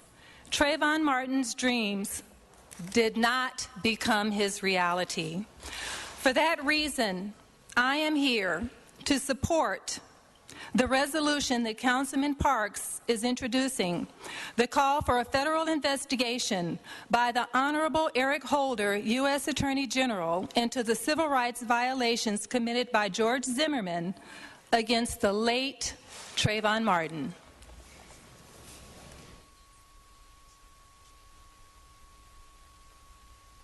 Mr. South, followed by Maria Elena Durazo. No, followed by Dory Frank, followed by Maria Elena Durazo. So, Mr. South. Thank you. Good morning, Mr. President and the City Council. I'm coming here as a representative of Jefferson Park Neighbors Association, an American, an educator with over 26 years of experience, in support of the Honorable Bernard Parks's item 34 concerning the killing of Trayvon Martin. That LA City Council will hopefully support. Jefferson Park is a city enclave in LA where the Neighbors Association fully stands with all members of LA City Council and the mayor voting to pass item 34. One kind word about LAPD. I've been trained several times by LAPD concerning community security, and the word is we are to serve as good citizens observers of what we see that may be wrong and call the police. And that is where George Zimmerman fell down. He's a terrible representative of what community security is about. And the training must go forth in all of America to respect people and let those who are trained do the work they're there to do. Thank you.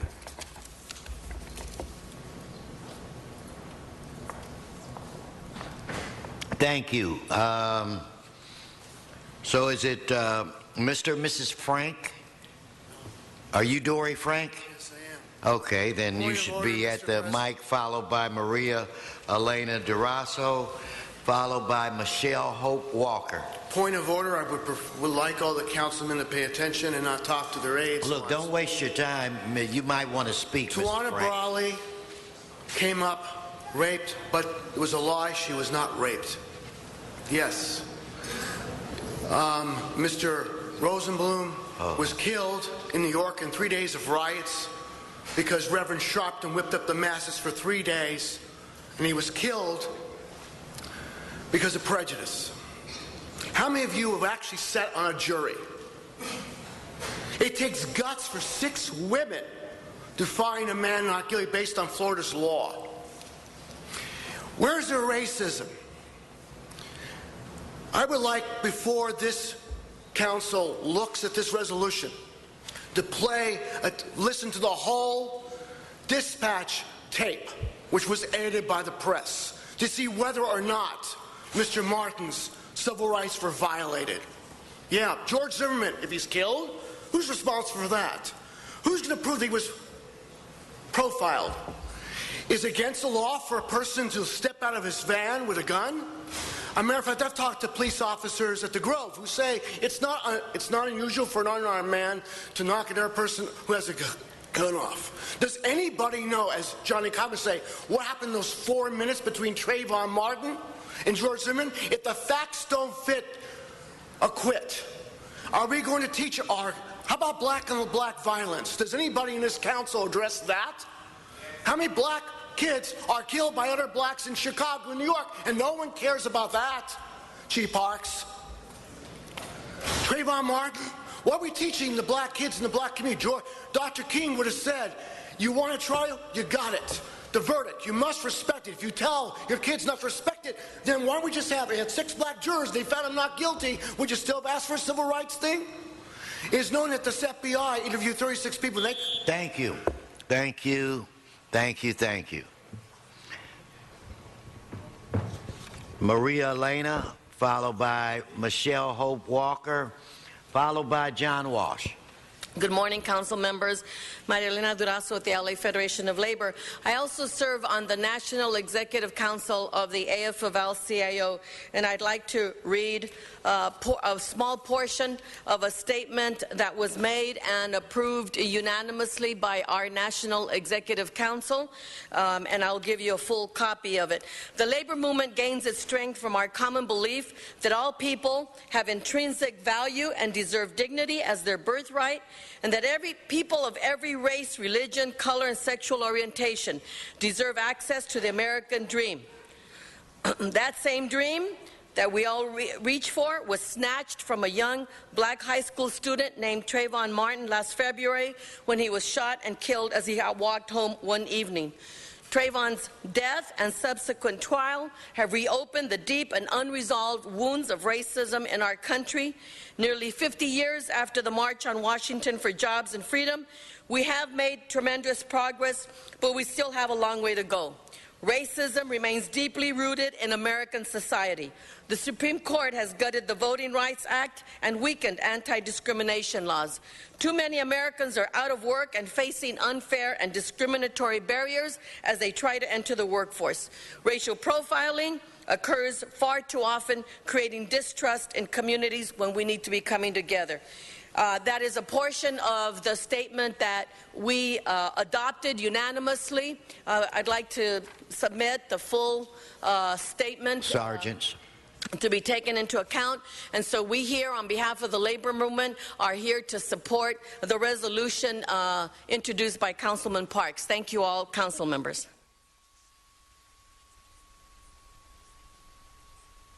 Ms. Walker. Yes, hello everyone. My name is Michelle Hope Walker. I have to take a moment to contain because I had one speech, but then when the gentleman said some things, it took me some places, and people that know me know that I speak and say what I say and I keep it real. But so first of all, let me start off with support. I support Councilman Parks on bringing this up, because sometimes we put leaders in place and they don't always do what the community and society as a whole thinks is the right thing to do. So I thank him for standing up and initiating this. And then I also like to thank Cedilio, who else was it, Perez and O'Farrell for also supporting that, and I hope the rest of you all will support it. Again, this is a big move for LA to take that stand, because the rest of the world is looking at everything that we do. This has been a very real and serious thing for our youth. And yes, our youth may have done some things that people don't agree with, but they were mad. When the gentleman talks about what are we teaching our youth, we're teaching them that you can't even walk down the street. We as parents teach our kids, don't walk like this, keep your head off this, keep your head cut low, you can't do dreads, you can't do braids, you can't do this, you can't do that. Well, here was Trayvon just walking down the street with some Skittles. So what we just taught our kids by letting him go was that, you know what? Justice isn't what we've taught you. And so, yes, this council does need to make that statement, because we need to teach our kids that justice does reign. At the end of the day, justice does reign. And you can walk down the street from Beverly Hills to Hollywood to South LA and be safe without someone harming you. So we need to make this decision. And I just pray and I hope that all of you will take this, just really to part, and I thank the police, the mayor, for how they handled all the situation. Thank you. Thank you. Thank you very much. Mr. Walsh, followed by Mr. Sachs. Mr. Sachs? John Walsh, blogging at HollywoodHighlands.org, opponent of anti-civil rights types since the early 1960s. The answer is simple. I'm talking to the whole world. Black, brown, yellow, all tourists on the planet Earth. Boycott Florida. Boycott every hotel. Did you see any of the hotel owners in Florida speaking up for Trayvon Martin? No. If your skin is not white, don't go to Florida. You may be shot down, and an all-white jury will find that whoever the hell shot you down, not guilty. And remember, we broke away from the march. We broke away from the march, and what did we do? We took over the freeway. Don't forget, we have enormous power. You can see that picture. You can see the Trayvon Martin banner. You can see people riding on bicycles. We are powerful. We don't just get up here and speak. And I'm telling you, the entire world is realizing. I want to see every hotel in Florida empty. Empty. Go to Canada if you're a tourist, a foreign tourist. Go to LA if you're a foreign tourist. Go to any place except where Trayvon Martin was shot dead. And you know, they say, oh, that voice, that was the voice of a white guy. Well, I've been a white guy for 70 years, and let me tell you how it sounds when a white guy shouts if someone's attacking him. Oh, don't hurt me, colored guy. Please don't shoot me, colored guy. That's the way we sound. When I heard that animal scream, animal-like scream of a deaf person, that was a black man who was murdered. Hollywood Highlands. Thank you. Mr. Sachs.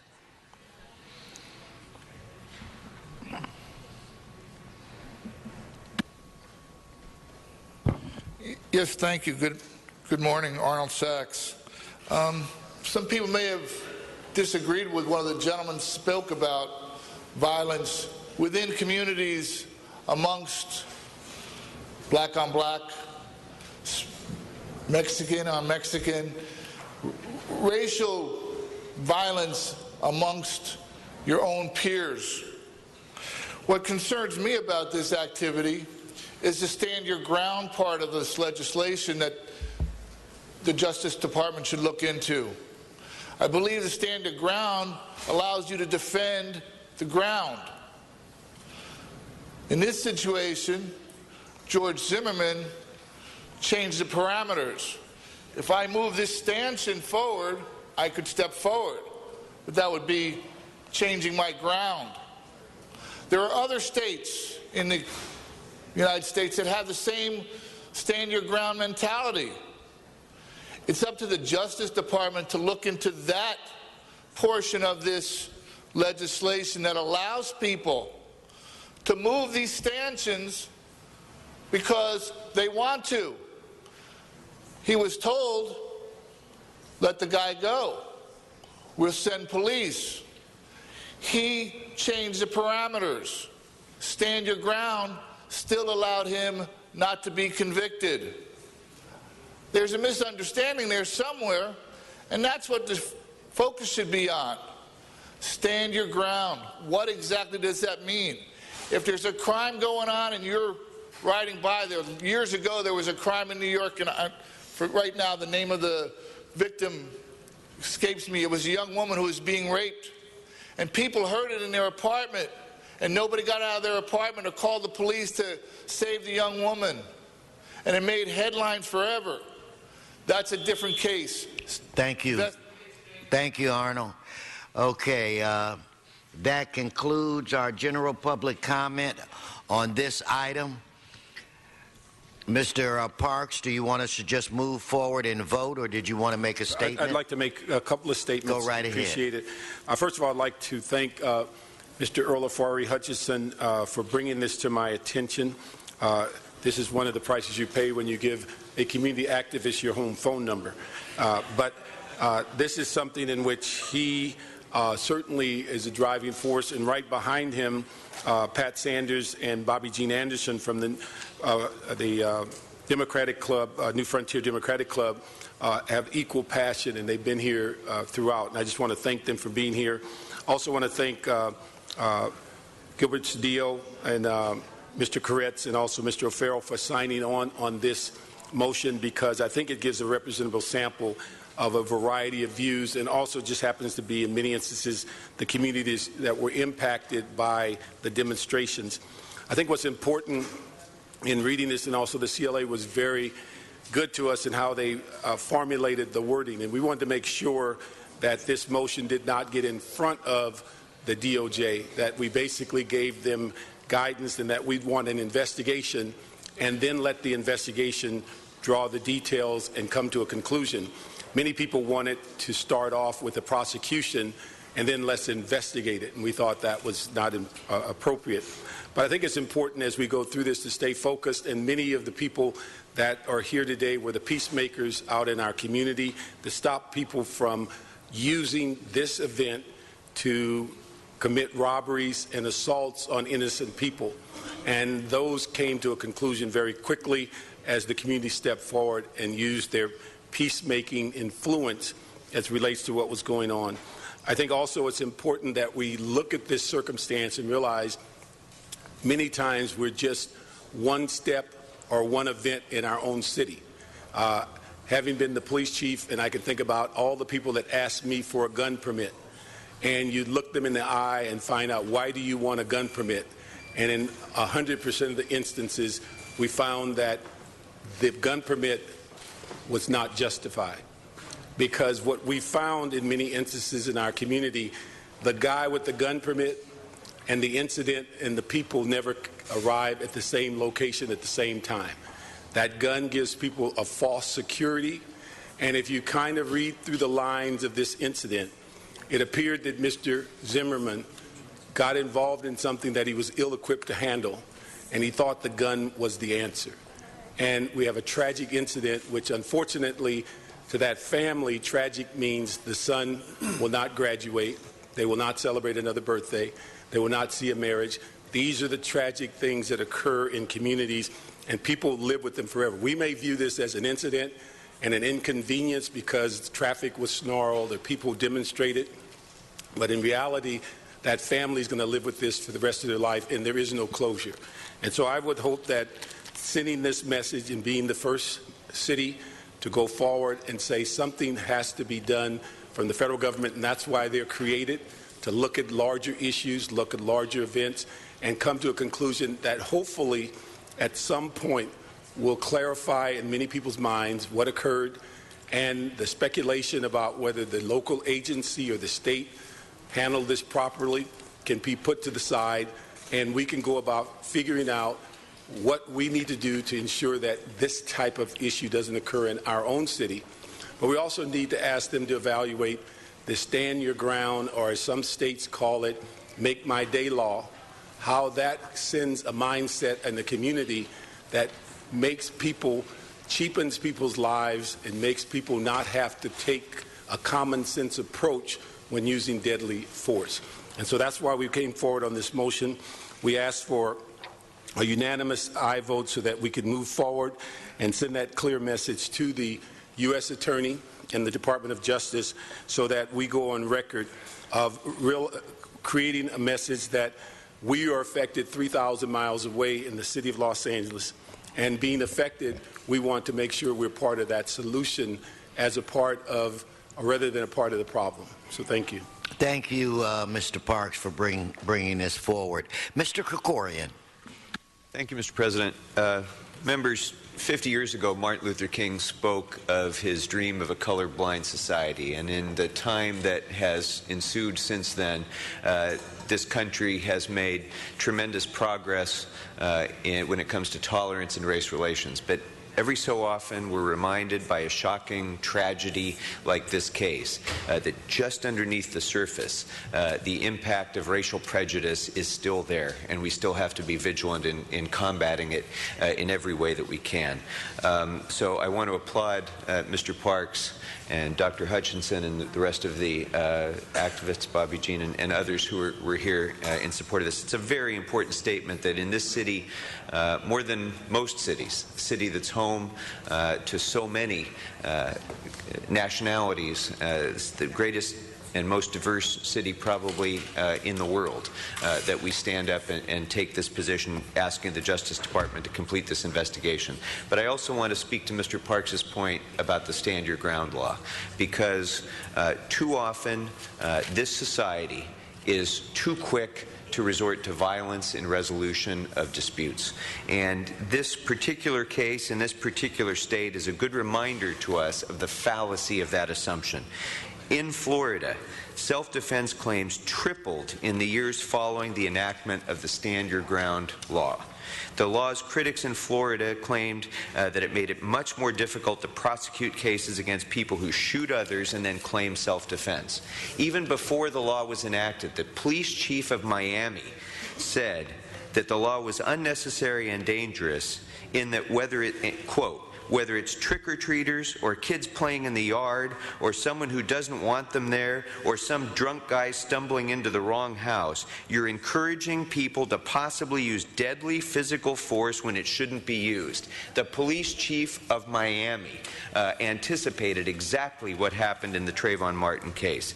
A study at Texas A&M found that the adoption of Stand Your Ground laws caused a statistically significant increase in the homicide rate and had only a very small positive effect in deterrence. And in 2007, the National District Attorneys Association issued a report that indicated that misinterpretation of clues could result in the use of deadly force when there was in fact no danger. The report specifically noted that racial and ethnic minorities could be at greater risk because of negative stereotypes. We have to stop resorting to violence as a way to resolve our disputes. I think it's essentially important that this city stand up and request that the Justice Department fully investigate the racial aspects of this case and fully investigate the impacts of the Stand Your Ground law on Trayvon Martin's death and the potential that it has to cause the death of so many other innocents when guns come into disputes that shouldn't involve violence. I ask for your aye vote. Okay, as usual, Mr. Krikorian, well said. Mr. Price. Thank you, Mr. President. I just want to thank neighbors who are here today in support of this resolution, and Councilman Parks and my colleagues who support it. Clearly, the verdict was disturbing, certainly was disappointing, and I think the community exercised restraint, the police exercised restraint in a real volatile situation. There were certainly some outbreaks, but for the most part, we do have to thank, I think, the community leadership, community peacemakers who were out on the street working with individuals and crowds and conditions. But it's clear that there still needs more to be done. And I think this resolution goes towards that. I think it certainly is appropriate that the Attorney General fully look into the situations of this case, but also the broader implications. It certainly has sparked a discussion, and one that I think it's proper that the City of Los Angeles weigh in on in a very positive way, as we've done, and I think as this resolution does, so that we can make certain that these incidents don't occur nationwide and certainly not in our community. And so I rise in support of this resolution. Thank you, Mr. Price. Mr. Cedillo. Mr. President, members, let me thank you for this opportunity. First, let me say, Mr. Parks, Martin Luther King said, the measure of a man is not where he stands at times of comfort and convenience, but more importantly, where he stands at conflict and controversy. You are standing today as a great spokesperson for our community and for our city, and I applaud you for that. This is an opportunity for us to stand as a city at a moment of conflict and controversy and say to the nation that we must investigate this case. We must look at the historical context. We must look at the racial context. This is not an effort to redo the trial. It is not that. It is an effort, and our city must call upon the President and the Attorney General to look at this in the historical and racial context that this incident took place. Because we must speak out loudly and clearly and say that we should not put young men of color in jeopardy.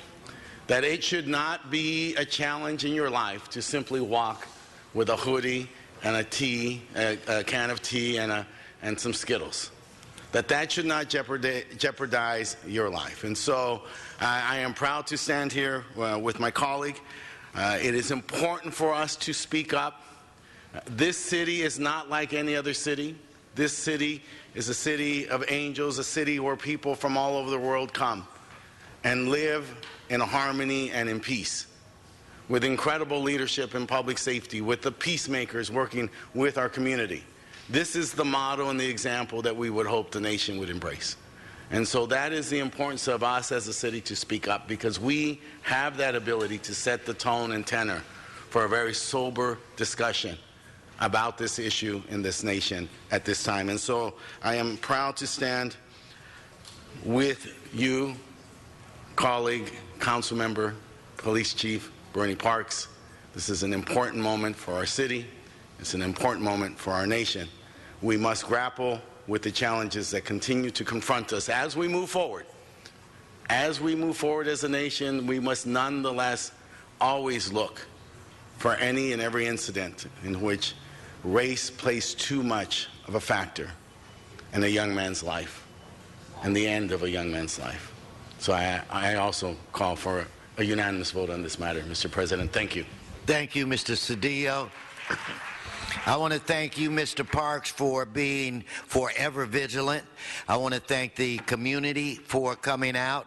Earl, Pat, Bobby Jean, everybody for coming out. Obviously, there were other things that you could do, but you recognize the importance of this action that we take today.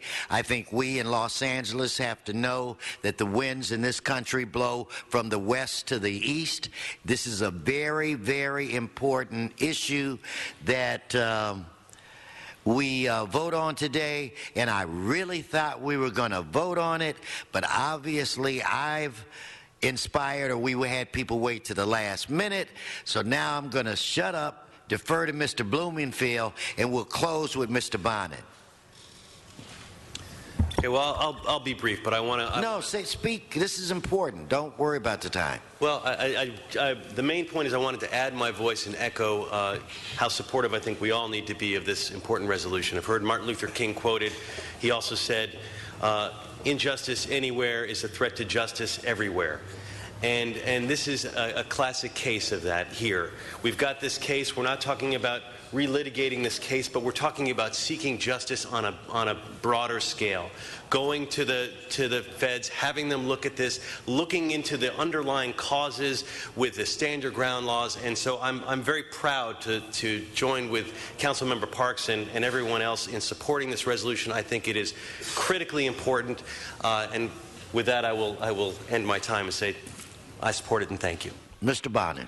Thank you, Mr. President. Mr. Parks, thank you for bringing this motion. There are times when we're one city, and there are times when we are many cities.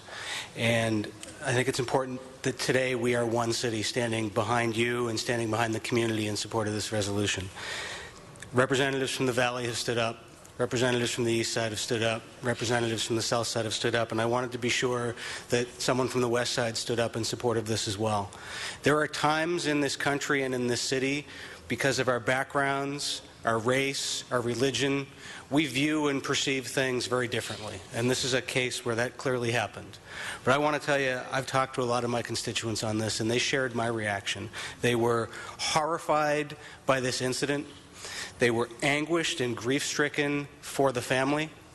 And they were distraught and outraged by the verdict. And that they, too, are also very supportive of moving forward with the federal investigation of this. So I just wanted to let you know I am fully with you, and that I know that large numbers of my constituents are behind you as well. Thank you. Mr. LaBonge. Thank you. I just wanted to rise even just to say support. And Gilbert and all of you, Mr. Parks, the history. Tom Bradley, the history in this city, people who fought. When he won in 1973, he opened the doors wide for everybody. And I was on his youth council then. That's what got me here. That opportunity is not there for Trayvon Martin now because of this horrible law that stand and defend. Don't understand it at all, but this is the start. And as Mr. Wesson said, the winds blow from west to east, and let this country know that the City of Angels stands firmly behind this, and the Justice Department should look at this very closely and help states, because there's a whole big fight among states' rights, which are beyond us. We're Californians, we're a little different, but the country's a little different. So hopefully this could put focus on it. We could be better people for all people, and this matter be resolved.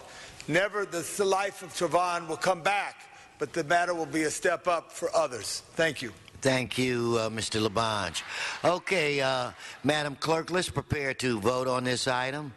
Let us open the roll, close the roll, tabulate the vote. 13 ayes. Okay, members, thank you.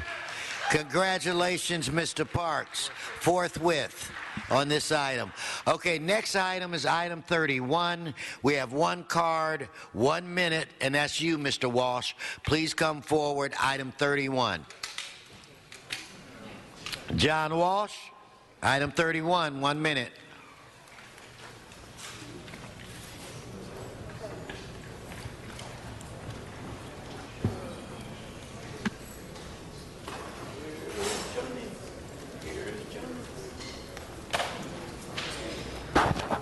John Walsh, blogging at HollywoodHighlands.org or just J. Walsh Confidential. This is REAP.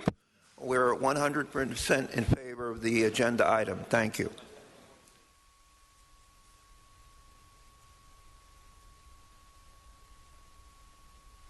Thank you. Okay, let's prepare to vote on this item. Let us open the roll, close the roll, tabulate the vote. 13 ayes. Okay, now I'd like to defer to Mr. Krikorian. We have, oh, wait, before Mr. LaBonge for a brief introduction. Yeah, we have a very special team of great students from the University of the Federal Republic of Germany in Munich. We want to please rise and be recognized by the City Council. Los Angeles and Munich and the Isar River have a special relationship, also in our history in the past, with many things. So we welcome you. Dankeschön. Mr. Krikorian. We'll go to the closed session items now.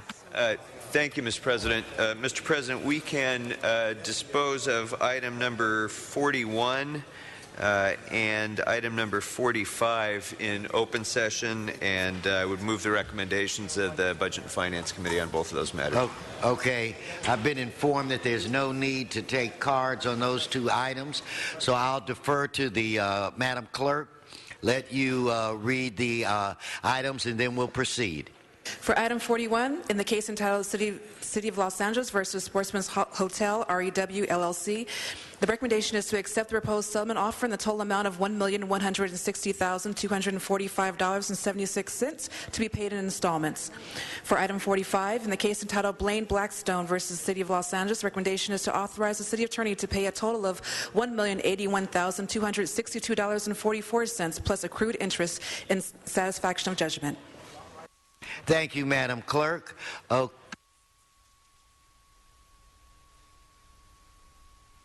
Okay, so no speakers on the queue. Mr. Krikorian, let us open the roll, close the roll, tabulate the vote. 13 ayes.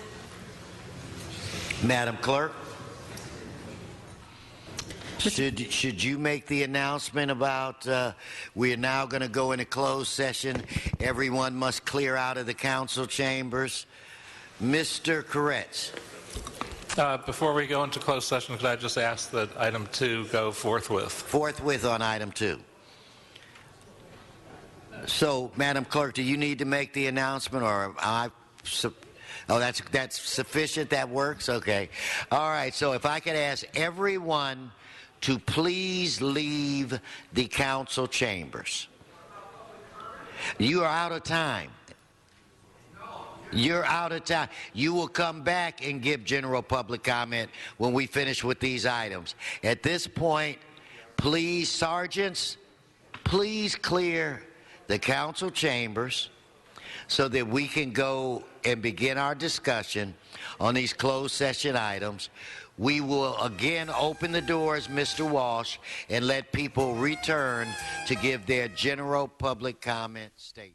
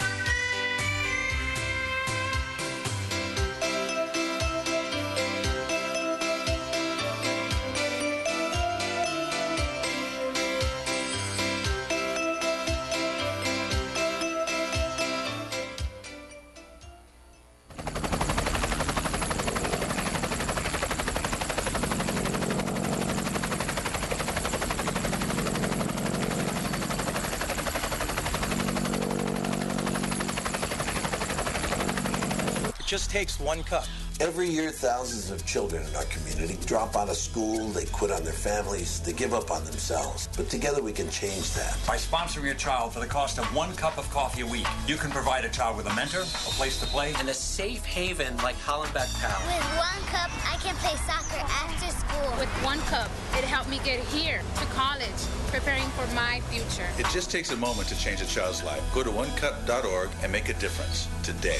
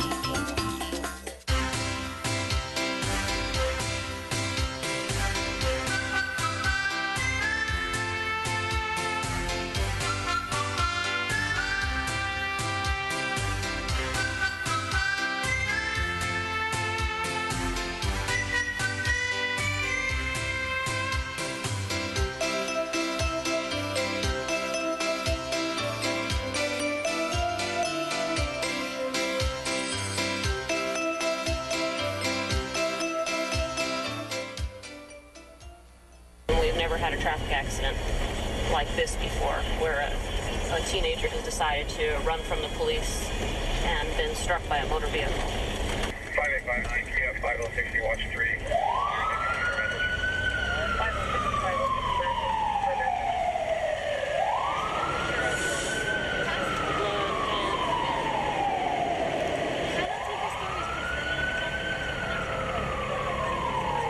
Curfew laws restrict the right of juveniles to be outdoors or in the public places after 10 p.m. until sunrise the next day.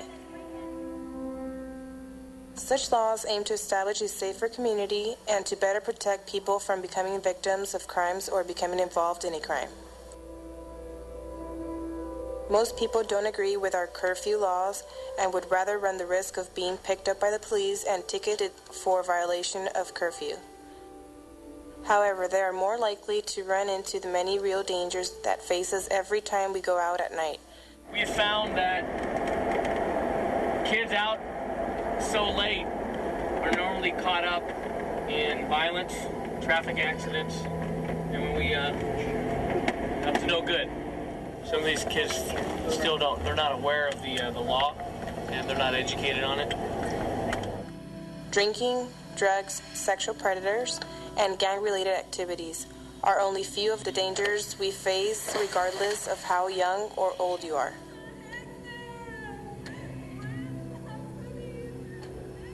If you are under the age of 18, this law applies to you. What happens if you are caught? You'll be taken to the station where the ticket is written out to you and your parent or guardian are called to pick you up. If your parent cannot pick you up, you will be placed into a protective custody or sent to a juvenile facility. Guardian at something like an event such as Cabrillo Beach. The guardian is not just someone appointed to by the parents. The guardian is someone appointed by the courts.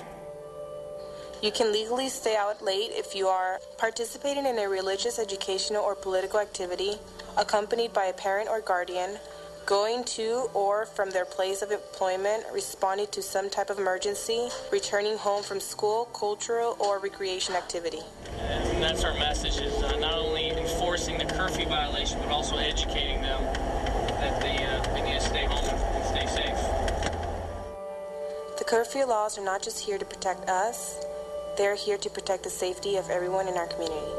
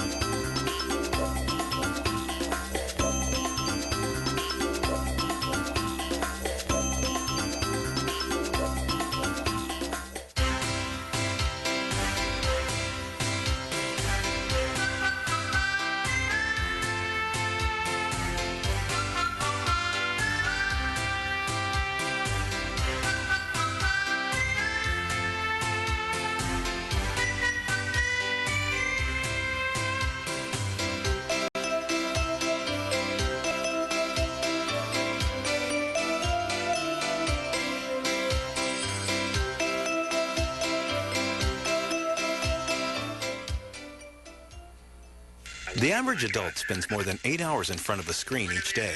Children spend up to 4 hours. Studies show that sedentary lifestyles put you at risk for disease, even at an early age. But a healthy lifestyle is just a click away.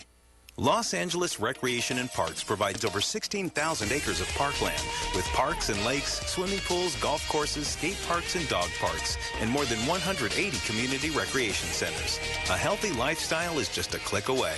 LAparks.org.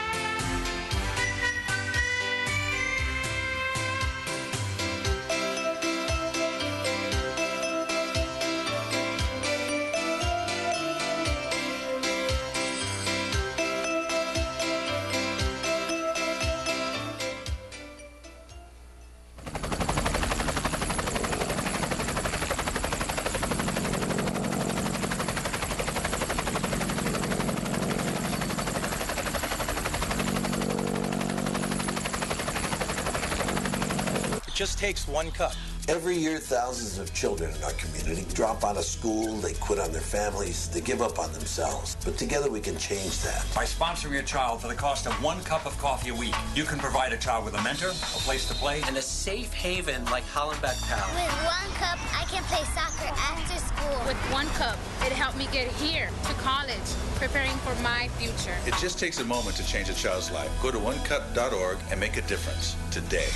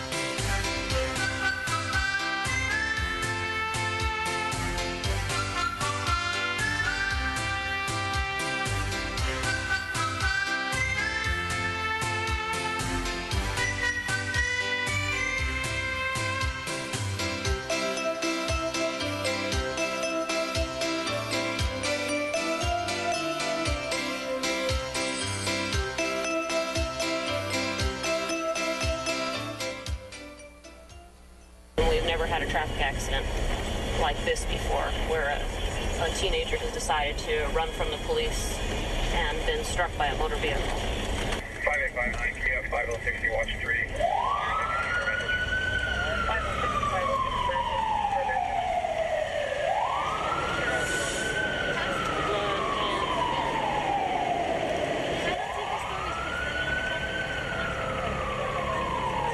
Curfew laws restrict the right of juveniles to be outdoors or in the public places after 10 p.m. until sunrise the next day.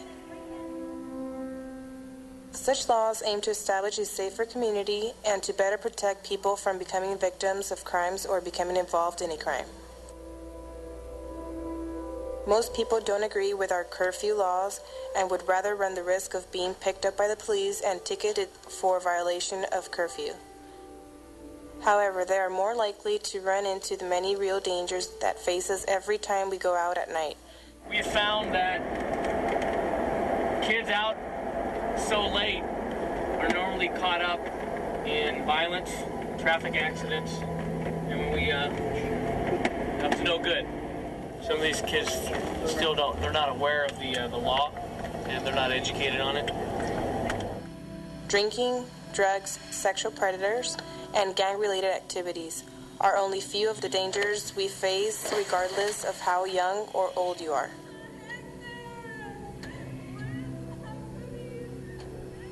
If you are under the age of 18, this law applies to you.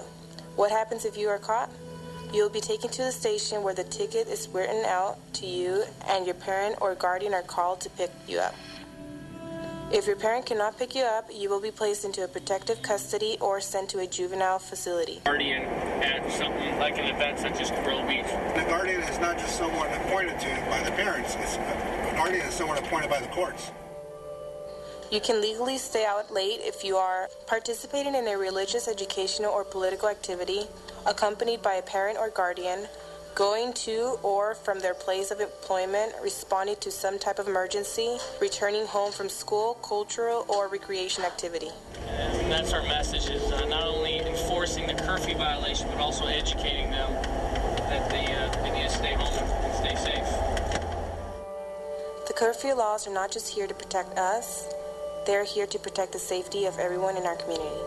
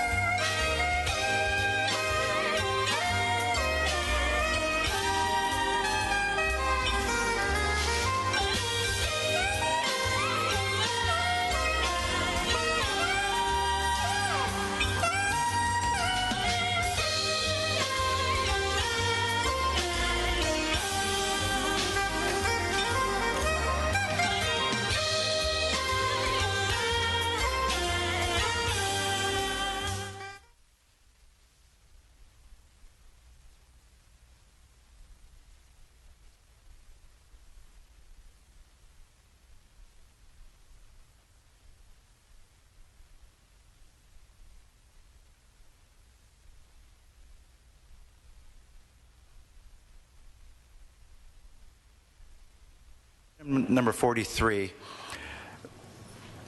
the City Council has given direction to the City Attorney's Office to initiate litigation if settlement negotiations fail. Okay, thank you very much. We'll go ahead and go into general public comment. And in the interest of, we don't want to lose. Oh, I'm sorry, Mr. Krikorian. Thank you, Mr. President. Before we begin public comment, I'd like to ask that the following items be sent forthwith. Item 11, items 18 through 23, number 41, and number 45, please. Without objection. That'll be the order. Mr. City Attorney, if you could, please. And also regarding 43, the vote was 13-0 with Councilmember Buscaino absent. Great, thank you very much. Mr. Krikorian, did you wish to speak again? No. It was okay. We go ahead and take him off the board, please.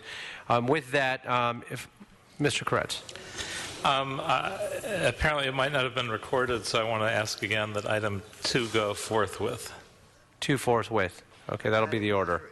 Wasn't that recorded? It was recorded that way, so we have that. So we'll send it forthwith yet again. Okay. And with that, we don't want to lose quorum, so we'll go ahead and have at least a minute of public comment, if that's okay with the City Attorney.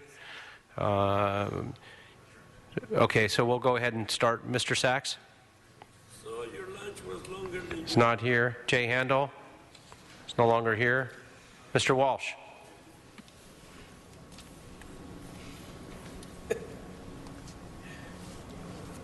Just to show you, those people still watching, we waited an hour and a half out here. They had the city attorney here for an hour.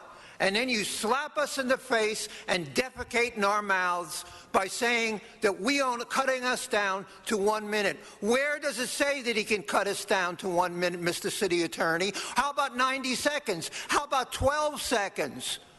This whole organization here is fascist. Kevin James gets up here and you all kiss his ass. I hope you're all AIDS tested after you touched him. Thank you. HollywoodHighlands.org. This is a right. It is not disruptive to make politically vicious comments. There's been a appeals court. I can say anything. Do you see anyone disrupted about what I'm saying? HollywoodHighlands.org. You people make me sick. And Kevin James, you kiss his backside, and you're garbage. Okay, that'll complete your time. Thank you very much. Carlos Mariquinton, please come on up. Good afternoon, City Council. This particular message is regarding the City Attorney's settlement with Deutsche Bank. And I'm speaking on behalf of Occupy Fights Foreclosures, and came to let you know that we are very concerned with this settlement. We think that there's a lot of issues involving here. We represent a lot of homeowners that are coming for us from help. And one of the major players in the foreclosure crisis has been Deutsche Bank. They continue to be one of the leading parts that continue to hurt a lot of our families. I hope that this settlement can serve as a notice how ineffective prosecution has been against these major players that had damaged and has caused such much devastation to our communities.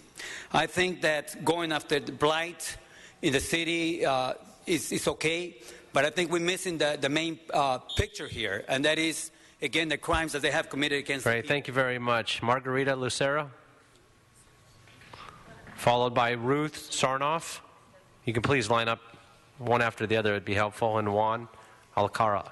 En español, por favor. Hablo español nada más. Whatever you prefer. A translator up there, please. Thank you.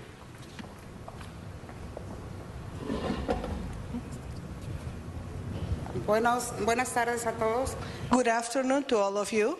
Mi nombre es Margarita Lucero. My name is Margarita Lucero. Soy residente del este de Los Ángeles. I reside in East LA. Tengo 15 años viviendo en el este de Los Ángeles. I've been living for 15 years in East LA. El banco Deutsche Bank The Dutch Bank No quiso tomar responsabilidad sobre mi propiedad. They didn't want to take any responsibility about my property. Y para lavarse las manos vendió mi propiedad a un inversionista. And to wash their hands, they sold my property to an investment. Y siguen haciendo lo mismo. And they continue to do the same thing. Necesitamos ayuda, por favor. We need your help, please. Gracias. Thank you. Oh, thank you.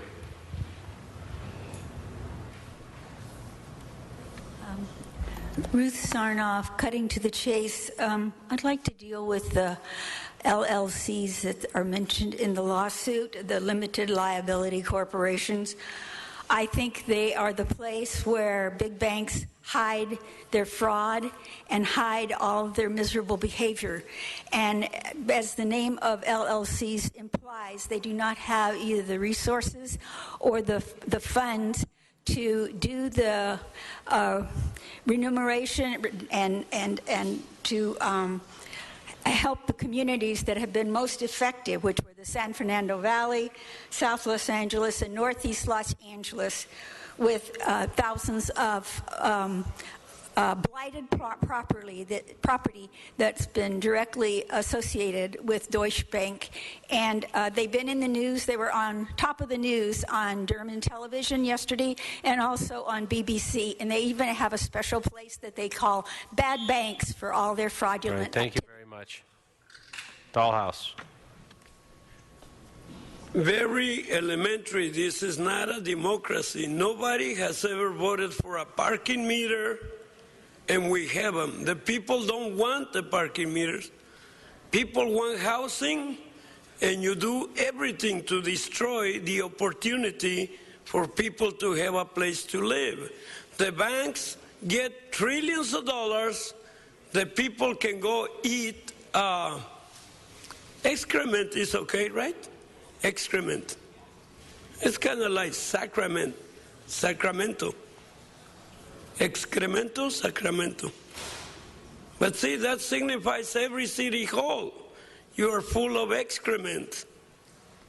Because we're not going to the root of the problem. We need to change the laws of real estate so we have a society where everybody has a place to live.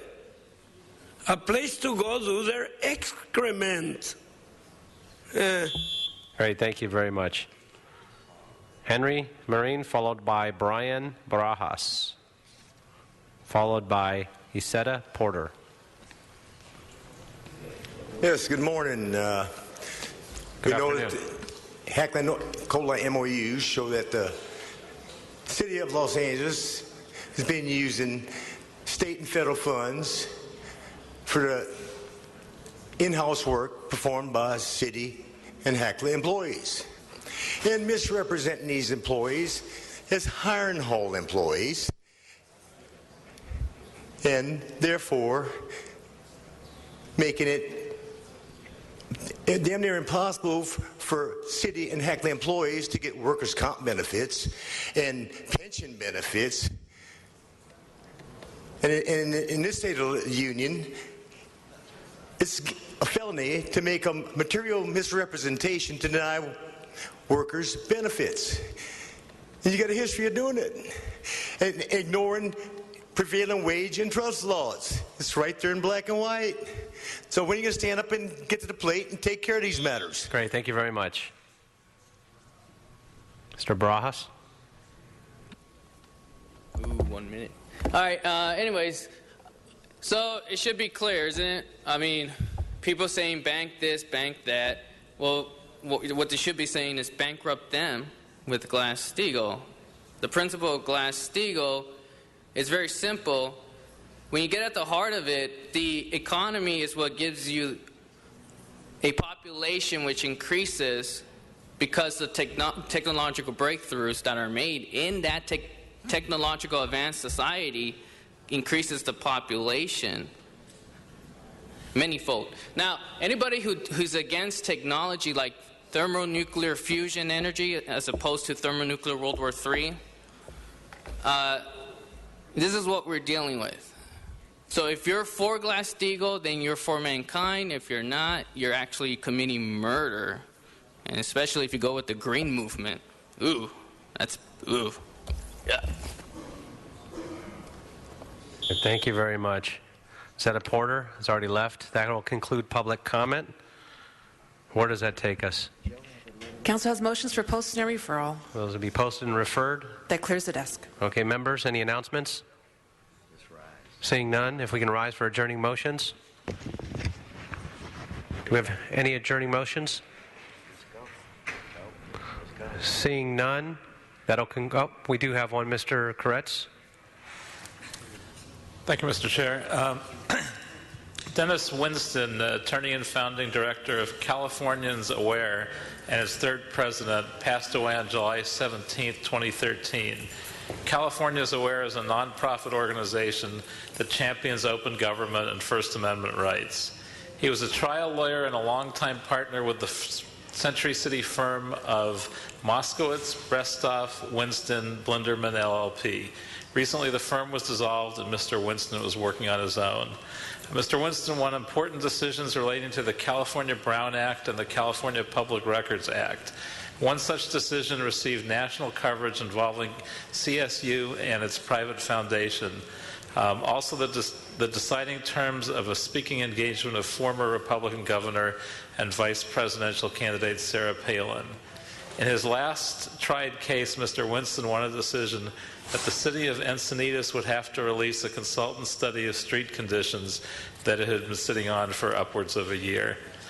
Terry Frank, Cal Aware's general counsel, said he had seen Mr. Winston in action in a trial court only twice, once being the Palin contract case, and was amazed at his agility and informal command of the argument on his feet, especially at his skill in boiling down sometimes complex factual and legal issues in a way that both educated and persuaded the court. And outside the courtroom, he had the most cheerful and unassuming presence one could imagine.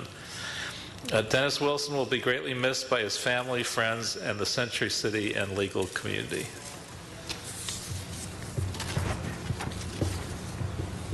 Great. Seeing no others, that'll adjourn the meeting. Thank you very much. Be safe out there.